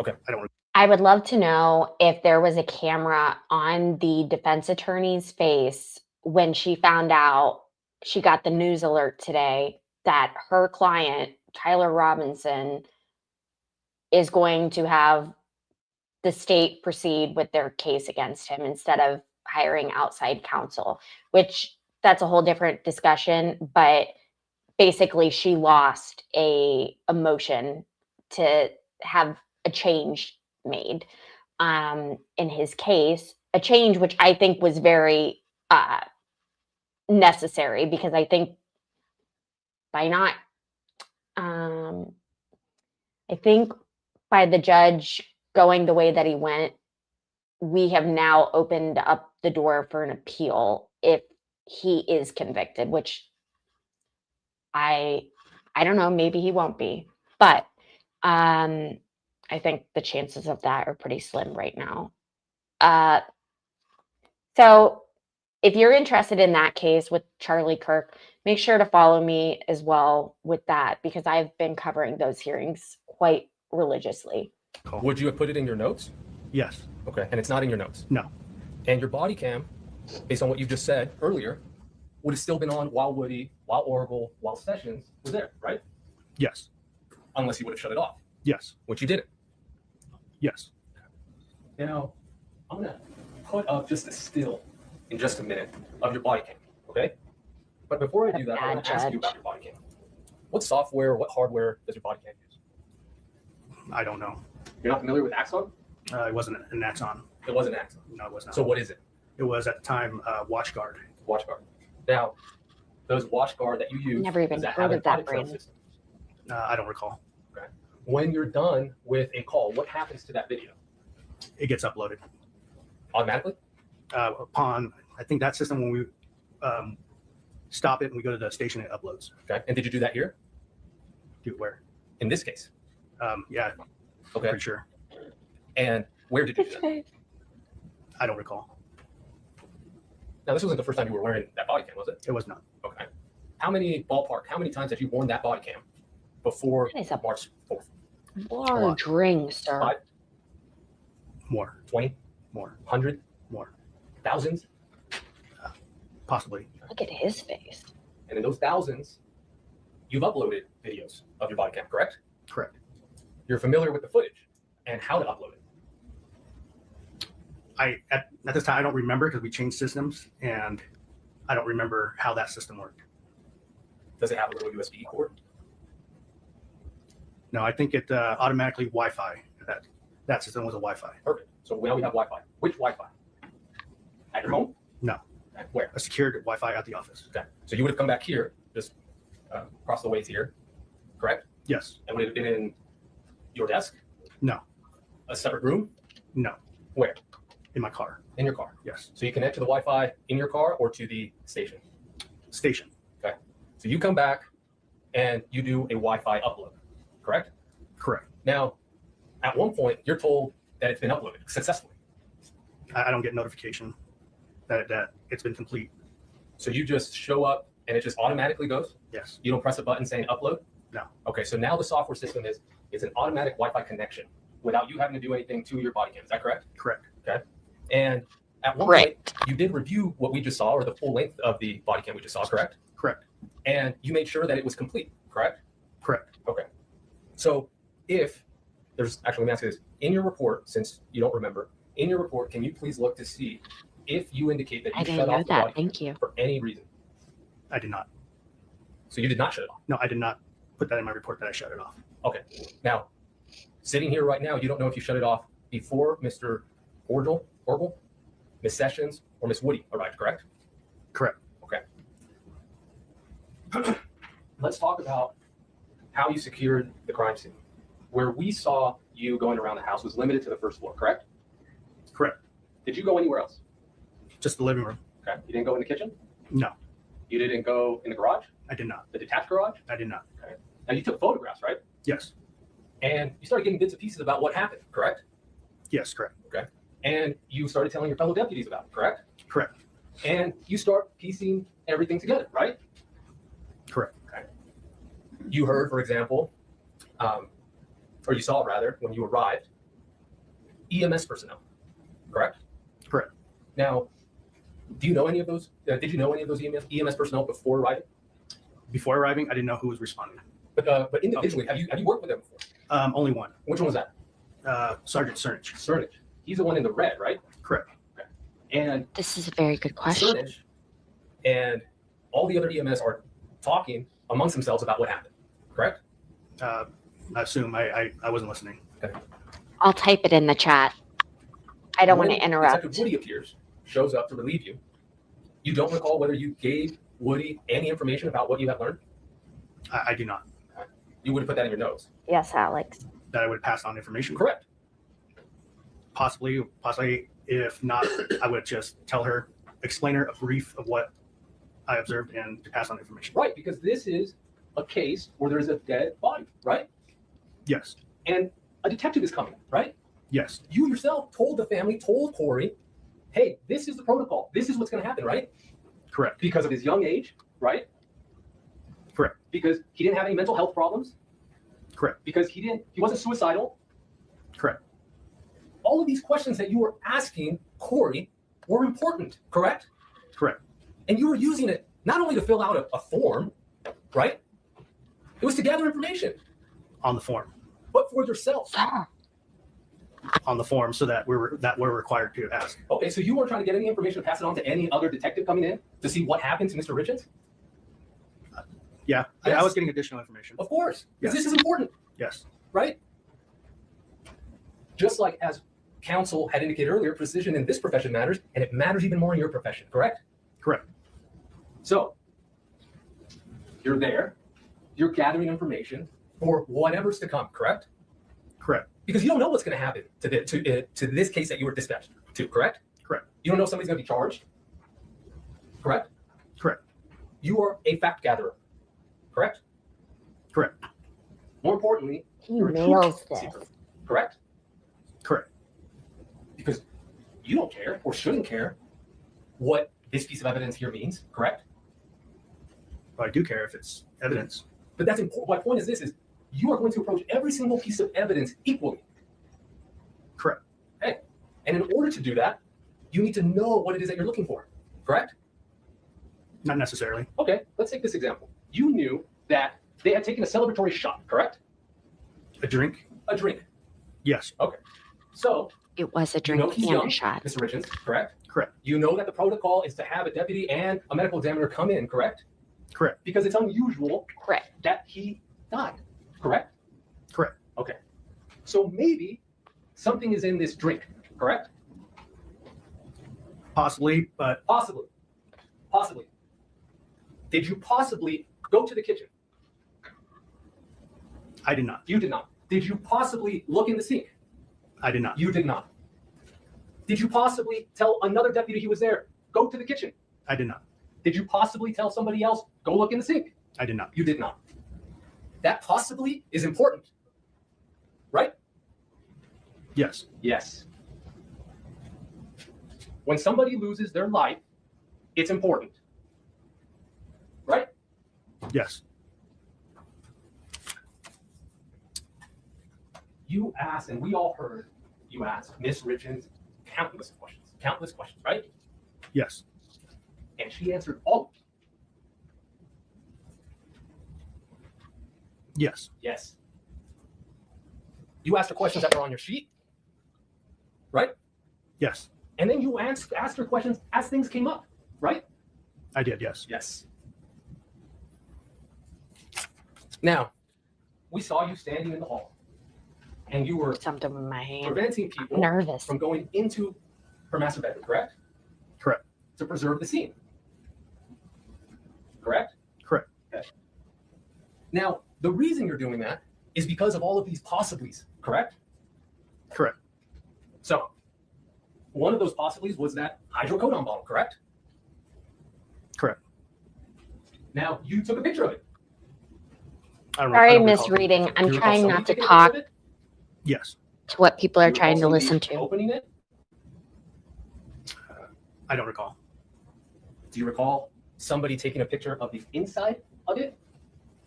I don't recall. Do you recall getting that hydrocodone bottle and putting it in an evidence bag? I did not do that. You did not. Did anybody do that?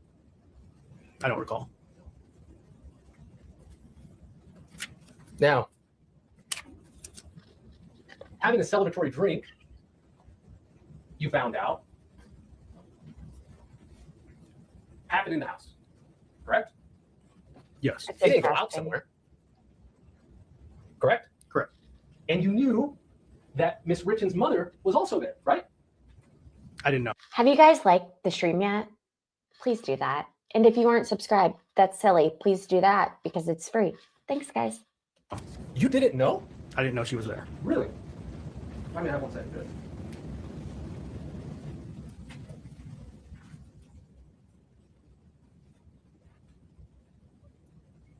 He's a great I think we all knew that she was there because we just heard cross-examiner. Miss Darden say, yeah, you look pale. So you didn't know that Kouri's mom was there the night before? I did not know she was in the house the night before. Fair. Now, you were told, and you do know, that Kouri said, maybe he took some gummies? You remember that, right? Yes. And Uh-oh. Turn off your cell phone. Get the hell out. you have, I imagine, familiarity with gummies, right? Yes. Now, to be clear, I'm not saying you take them. I'm just saying you're familiar with them, correct? Yes. You know how big they are. Okay, bye. They're not that big.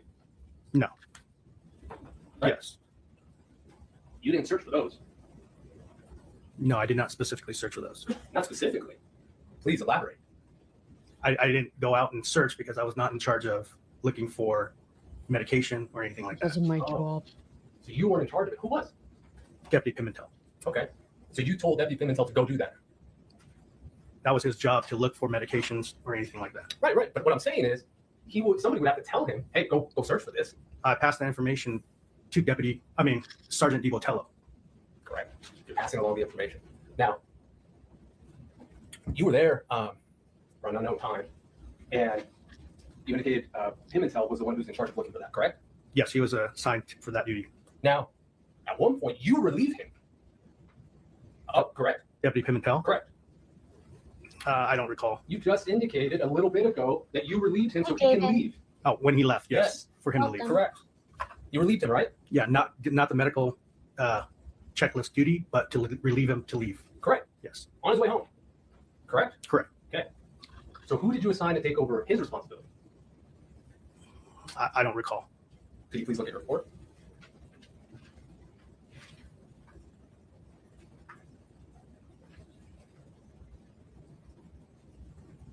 I can't read. I don't indicate that. I did not indicate that in my report So how would we know if that was even done? because Deputy Pimentel will possibly write a supplemental report that cover what he did. Okay, so we'll ask when he's called. Let's say we'll ask him. Now, here's a thought: you don't search for guns. Now, you would agree that this whole environment's a traumatic environment. Yes, it is. Right? Yes, it is. For everybody, See you tomorrow. Correct. yourself included. Correct. I mean, there's such a thing as secondary trauma. Correct. Correct. So let's give everybody some grace. Now, Willing. you found out about the gummies from who? Found out what gummies? Who told you that he might have taken gummies? Oh, from Miss Kouri Richins. Correct. So who would know where the gummies are? Miss Kouri Richins. And did you ask her?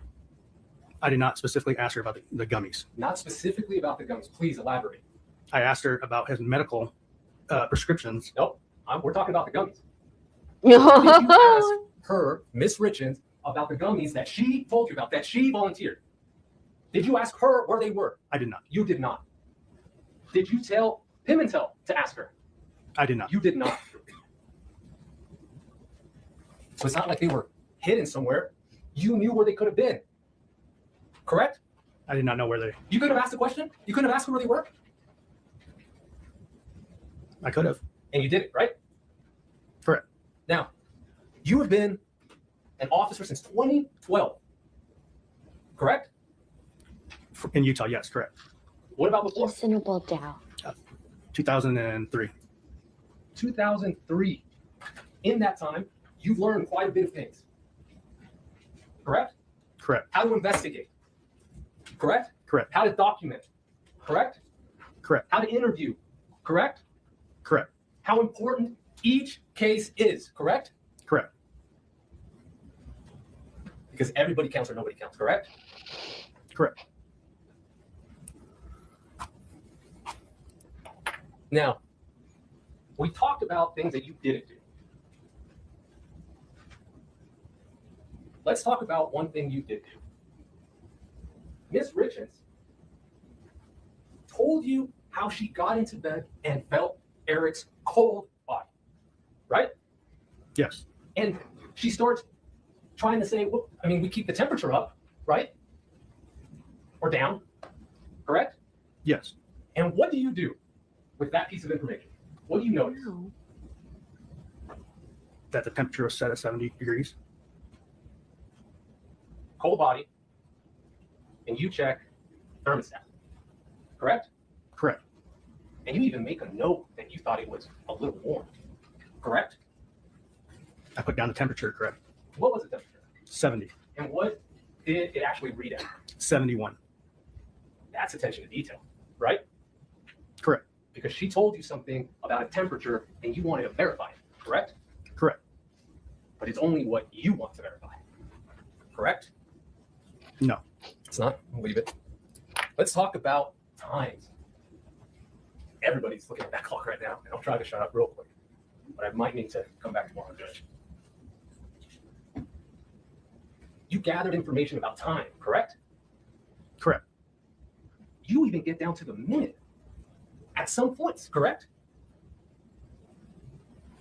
Correct. When you're filling out the form, for example. Let's go back to that.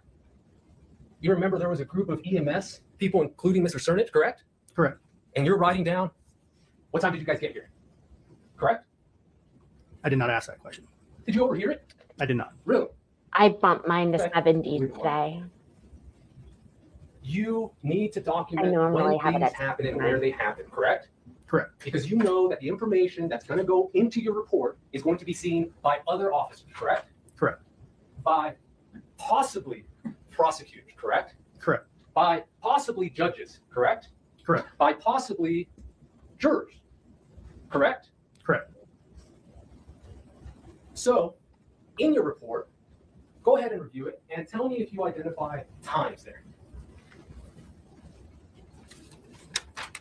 Hey guys, while he's doing that, please make sure to hit There's the like several. button. Thanks. Let's start with the first. Are you on paragraph, let's see, 3, Yes. the narrative? Okay. And what is that time related to? The time they had a drink, Which was what? 9 o'clock. Now, is that exactly 9 o'clock? On my report, No. Did it actually happen at 9 o'clock? no, Ms. Richins advised me that they had a drink at 9 o'clock. Okay. And did you, I don't know, confirm with her how she knew that? No, I took her word for it. Correct. Now, you arrived at 3:40. Okay. What time were you dispatched? I don't recall. Were you dispatched? Would your dispatch be on? Isn't your it on report? a piece of paper right in front of you, Probably bruh? call logs. Do you have that? I do not. Do you think it took you 40 minutes to get there? I don't recall.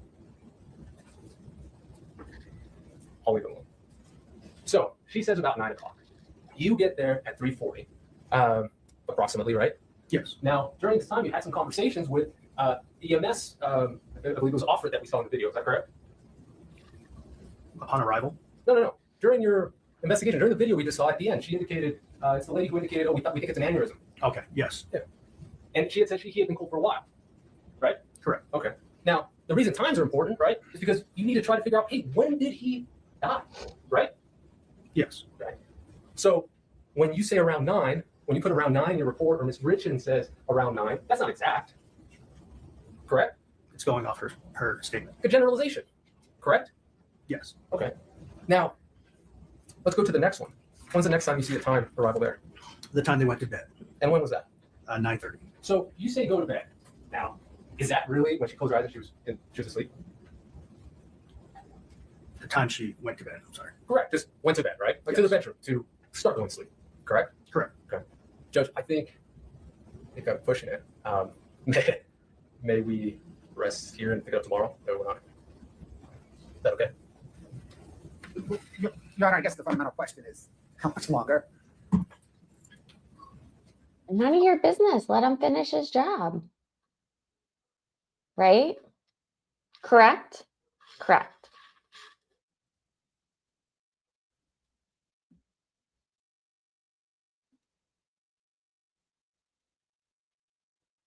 We're letting them talk.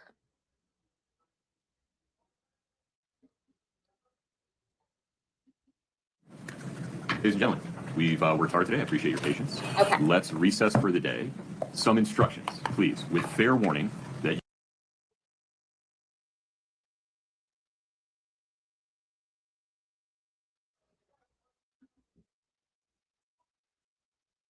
Depends on who does the crime scene log.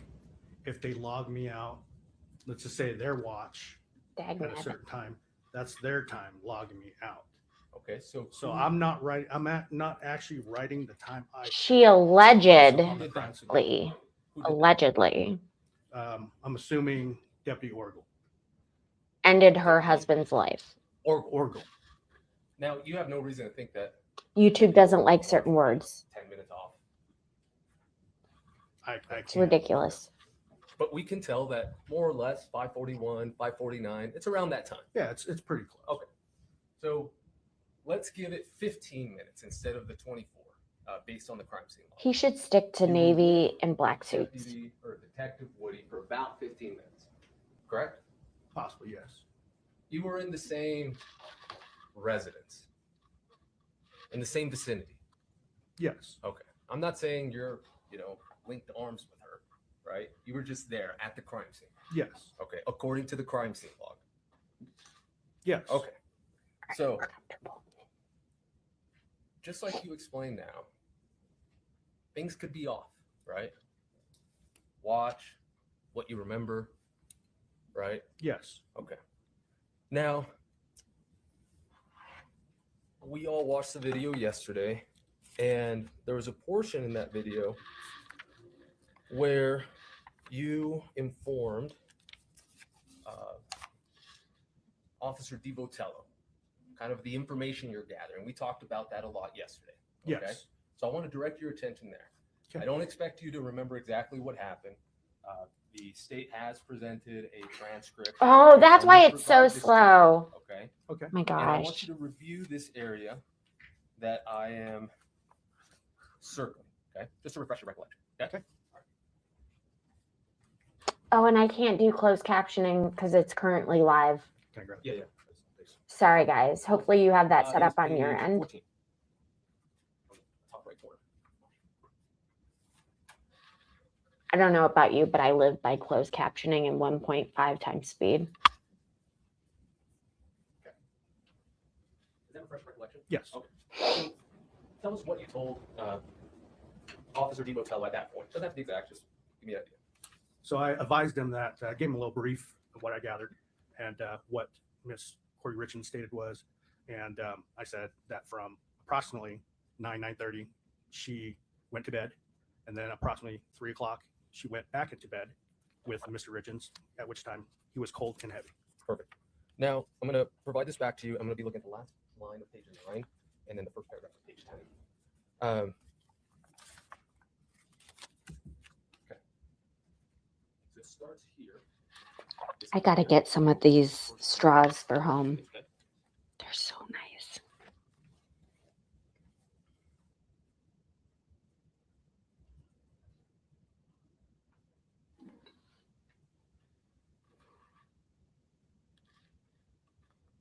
Okay. So you were having this conversation, and I say conversation, I think that's important because this isn't an interview, right? We'd rather you not.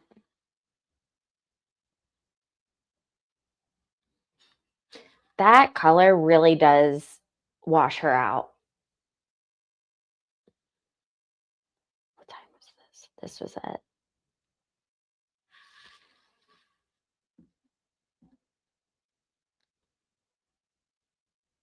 Between 5:41, 5:49. there we go. Minute, right? Like for a minute. I It's an fixed expression, it. correct? Correct. Okay. So she gets into bed, she feels her cold husband, and she stays there for a minute. And then she doesn't hear him breathing. Okay? Is that right? Correct. Or anything. It says she didn't feel him breathing Or anything. or anything. Now, that's important. That's an important detail. Correct? Correct. That information wasn't given to DeBotello a couple minutes later, correct? In what we just read earlier. Correct. Okay.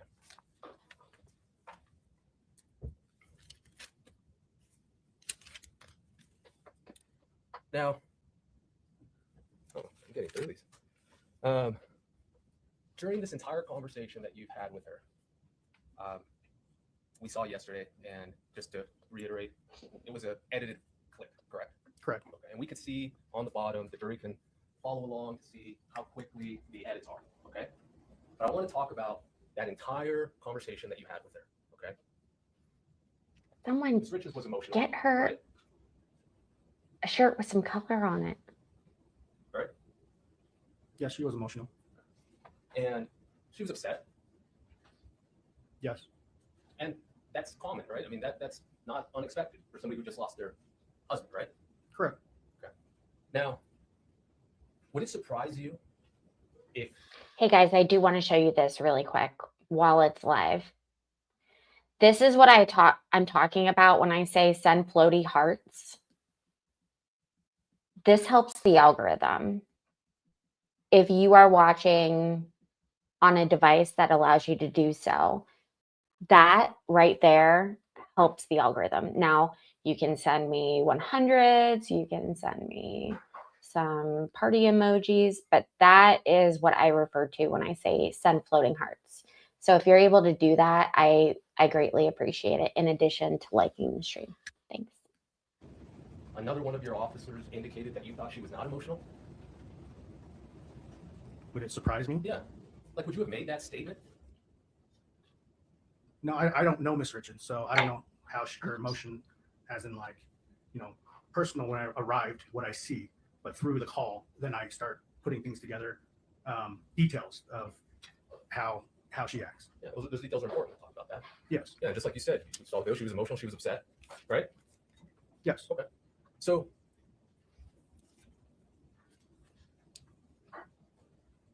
let's talk about the death investigation checklist, okay? We talked about yesterday about what you did. Actually, scratch that. I'm gonna go to this one. This was presented yesterday in evidence. That's the voluntary statement. You recall that? Yes, Okay. that is a voluntary statement. Now, you didn't give this to Ms. Richins. I did not. Now, if you look around right before Ms. Richins' written statement, you see there's a line there. I want you to read that line. Okay, it's followed by bold lettering. Which you went like, Yeah, it's right above written statement. This line right here. Where's this described? Correct. Just read that to yourself.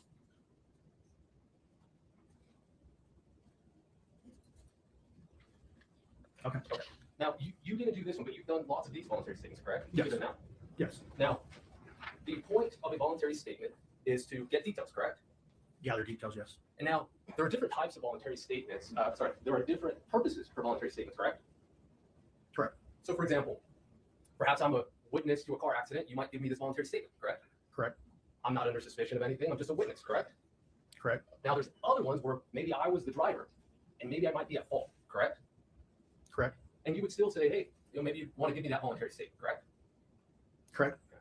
Now, in that statement, it indicates that it gives a discretion to the officer, deputy, who is giving this voluntary statement, correct? And what discretions? The bolded part here that's highlighted.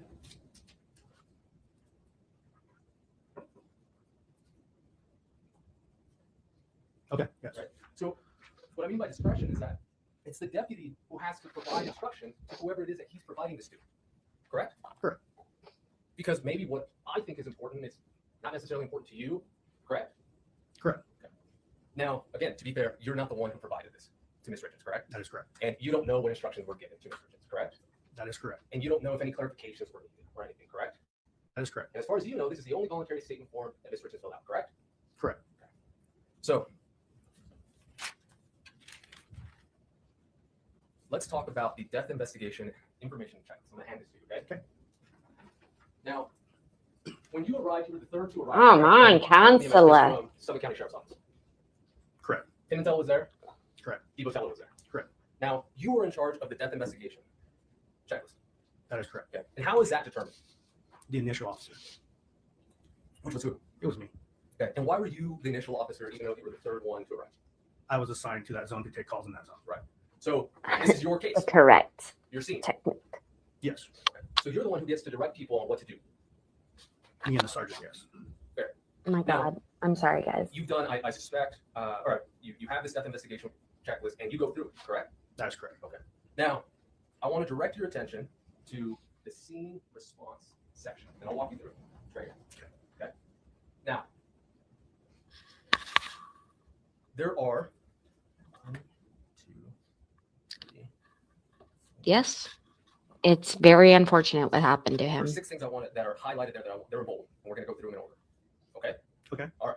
I'm going to start with the first one, which is securing the scene. Correct? Correct. Okay. Now, even if it was my first time doing a checklist, a death investigation checklist, I would be able to follow these instructions, correct? Correct. All right. Maybe, maybe not. Part We'll of have to securing see. the scene, which I think we saw you do, was you need to explain to everybody there kind of the purpose, right? Yes. And exactly what do you need to do? It says find a comfortable location outside. Let's go back to the first sentence there. Kindly explain to the family that the scene needs to be vacated until the scene is processed. Okay. Vacated, right? You want me to continue? No, vacated, correct? Correct. And you know what vacated means. Yes. Now, the following is what is your duty in order to vacate a scene? What do you have to do? Remove people from the residence. From the residence, right? Correct. Okay. And it actually gives you examples of where you can go, right? Correct. Such as a comfortable location outside, right? Yes. Another family or member or friend's house. Are they for correct? real, like Correct. That wasn't reading done here. Mr. Ramos, in fairness, it's up there when you're asking a question. a That book, wasn't done here. a Correct. handbook? Correct. Now, then On you have to use policing. a crime scene log, correct? Correct. And that's what we just read, right? Just a little bit ago, the sheet that I gave you. Correct. Okay. Then you have to photograph the scene, all right? I want to talk about this specifically. When do you need to photograph the scene? After what? After it's vacated? After an investigation is started. No, read it right there. Photograph the scene after what? This is First painful. picture should be No, before that. use a crime scene log to document who comes and goes. Photograph the scene after it is secured. After it's secure. Now, let's talk about the first picture. We haven't seen any photographs come in from you, so I'm just asking you. The first photograph that you took, what does it tell you to do? You should place a placard with the case information. And did you do that here? I did not. Now, I'll skip to the last one, the medication log. We talked about that. You assigned that to, I believe it was Mr. Pimentel, correct? Correct. Okay. So let's move to the second to last. What does it say that you're not supposed to do? Can you clarify? Yeah, absolutely. Let me walk over there. Starting right here. Do not disturb the scene unless discussed with both investigations and OME. Okay. Now, that's very important. You would agree? Yes. Okay. Now, we kind of saw some of it in the video. The jury can go back when it goes back to them and look at it for themselves. But you went around the scene. I'll back up. The scene wasn't secure, correct? Correct. Okay. And then yourself and your two deputies or officers that were with you went around the main floor of the house, mainly the area where Mr. Richins was, and the bathroom, correct? Correct. And you moved things around, correct? Correct. And you were finding things, correct? Correct. And when you took photographs, you didn't put on the photographs or in the report what you moved, correct? What I photographed? Yeah.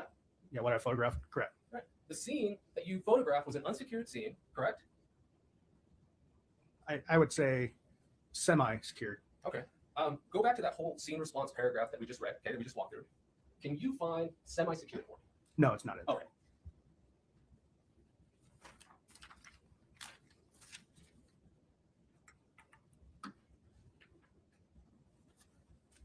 I have an apology and a thank you for you. Apologize for putting you on the spot. As you know, this is my job, so I appreciate your time. I have no further questions for you. Thank you so much. You're welcome. Thank you. Hey, sure, Mac, redirect within the scope. Press. Yeah, this cop, complacency kills, you know. And I'm sure he won't make the same mistakes in the future. A few follow-up questions for you. I want to discuss with you chain of command within the sheriff's office. Yes. You testified that you were a patrol deputy that night. Correct. And within the chain of command, above a patrol deputy is a patrol sergeant. Correct. Above that is a lieutenant. Correct. Above that is a captain. Correct. And also within there, other assignments include investigators or detectives. Correct. None of those were your role that night. No, it was not. It was not your responsibility to tell other officers what to do. Correct. It was your responsibility to fill out that death checklist. Correct. We saw you do that on the body camera video. That's what you were filling out, right? Yes. When you were asking Ms. Richins those questions. Yes. And after you filled out that checklist, what did you do with it? I When you left the scene. I logged it into the case file.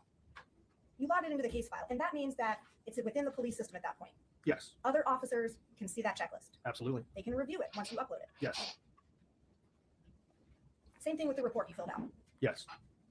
The summary that's in your report was treated the same as the checklist.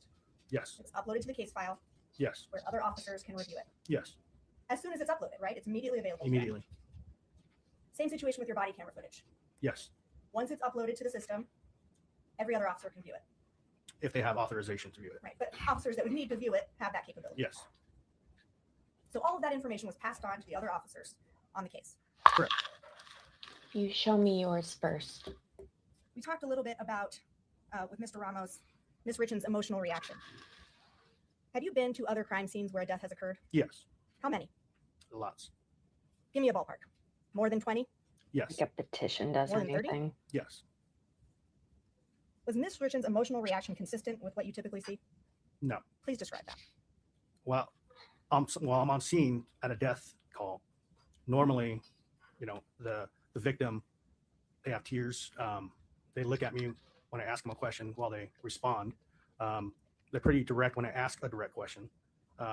It just, every time I spoke to Ms. Richins, it just seems like her face was in her hands and I couldn't see her face. I think at one time I even leaned down and just tried to look to see her emotions. But, you know, it was just a little abnormal. If you can't find that out on your own, I don't. Within the scope, redirect, please. Absolutely. I only have one post to go. How many times had you encountered Ms. Richins having lost a loved one? Never. Never. In fact, when I was just asking you questions before, you said, I don't know Ms. Richins. That is correct. That you can't tell what exactly she's feeling. Correct. If you can't say it's abnormal. So it was abnormal to all the other calls that I've been on. Let's talk about those other calls. What did you say? You said victim. You specified victim in response to Ms. Sherman's question. That it was victims looking you in the eye, crying about what had just happened to them. Correct? Correct. Okay. You didn't mention that it was somebody who lost somebody. Correct? I did not. Okay. Now, we can argue forever about whether your emotions on the stand or mine are abnormal or not. Correct? Correct. The fact is, at the end of the day, no matter what Ms. Sherman asks you or what I ask you, you don't know whether or not or what Ms. Richins is feeling. Correct? Correct. Ms. Sherman, may we let the deputy step in? Yes, sir. You're free to go, sir. Thank you. That's actually perfect. Council, the state's next witness. Okay. So.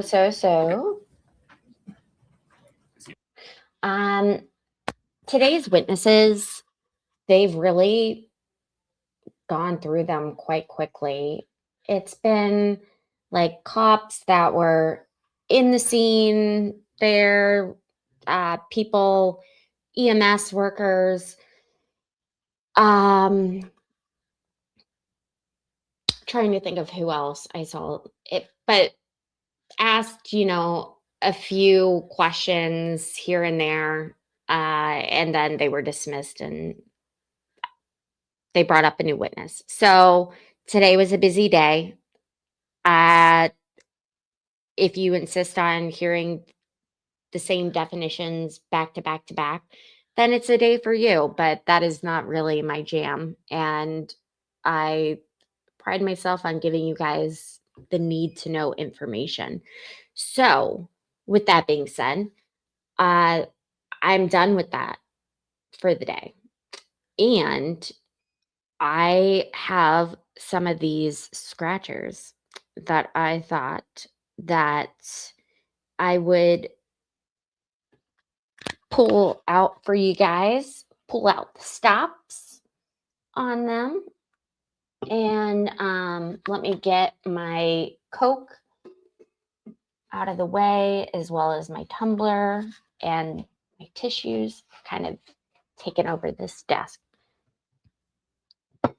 If you don't want to see lottery scratchers, then don't watch, please.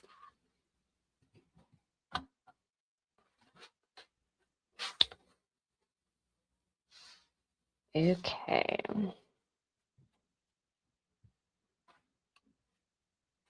Trying to move this. Actually,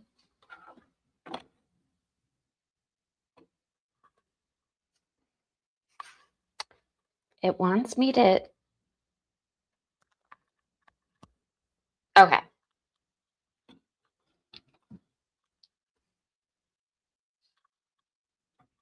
We're getting it together. I've never done this before. Okay. So probably won't do the whole thing, but we can get through a couple. So this says 10 times cash. And basically you scratch to see if there's a $25 bonus here. This is the winning number. And if any of these numbers are the winning number, then we're in business. This was only $1 though. So my expectations, 19. So if any one of these numbers, let me get the thing off the screen. So if any of these numbers are 19, then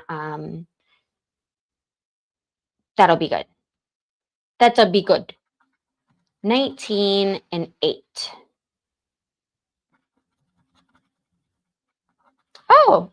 Oh, shoot.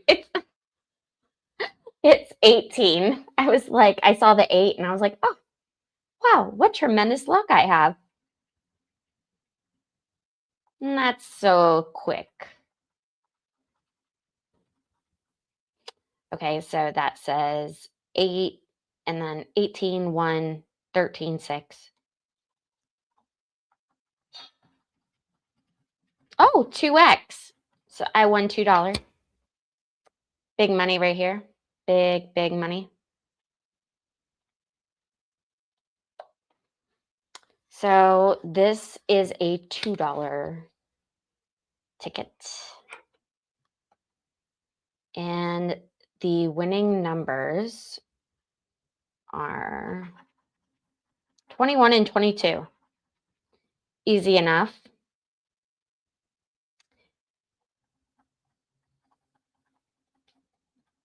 8, 11, 24, 17, 7, 15, 25, 14, 12, 6. And then for the $25 bonus, the number I need is 4. I don't see any 4s. And 28. No 28s.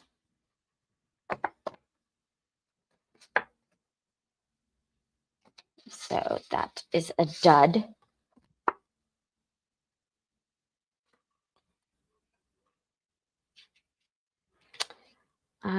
Okay, $25 bonus. Would need the number 16 and 12. All right, let's pick random spots. 15, 8, 9, 13, and 1. Whammy. If you guys are enjoying this, make sure to let me know. I mean, we have a lot of watchers. Well, we have a good number of watchers, so I don't know if you guys are still hanging from the trial or if this is your thing. Okay. Would it be awful if I tried to move this? No, we're going for it. Perfect. Okay, this is 20 times. Probably do like 2 more. So for the $25 bonus, it's 12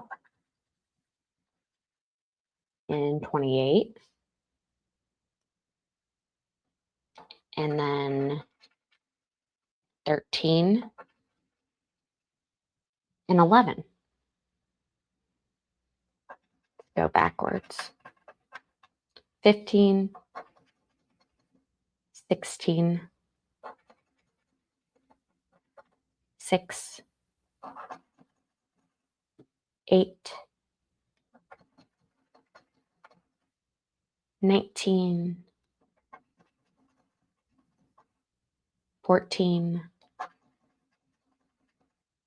25, 3, 17. So the numbers that we needed were 12, 28, 13, and 11. 17, 19, 16, 25, 8. Oh, there's 1. 6, 9, 14, 3, and 15. So that one is a dud as well.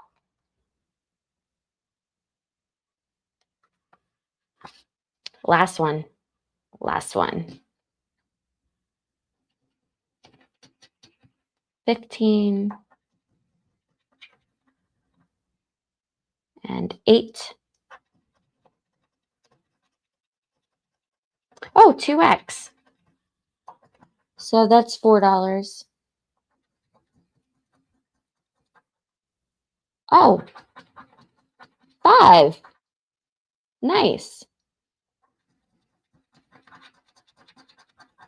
8. Well, hot diggity. So 8 was the lucky number. And we had it here. We had it here. And then we had it a 2 times multiplier. So 5, 6, and then 4. So this was a $10 ticket right here. Not too shabby. Okay, guys. Well, I have more, but I think that the plan is, if you guys like it, let me know. Here, let me get this situated back. Ooh, Lacey, and hold on.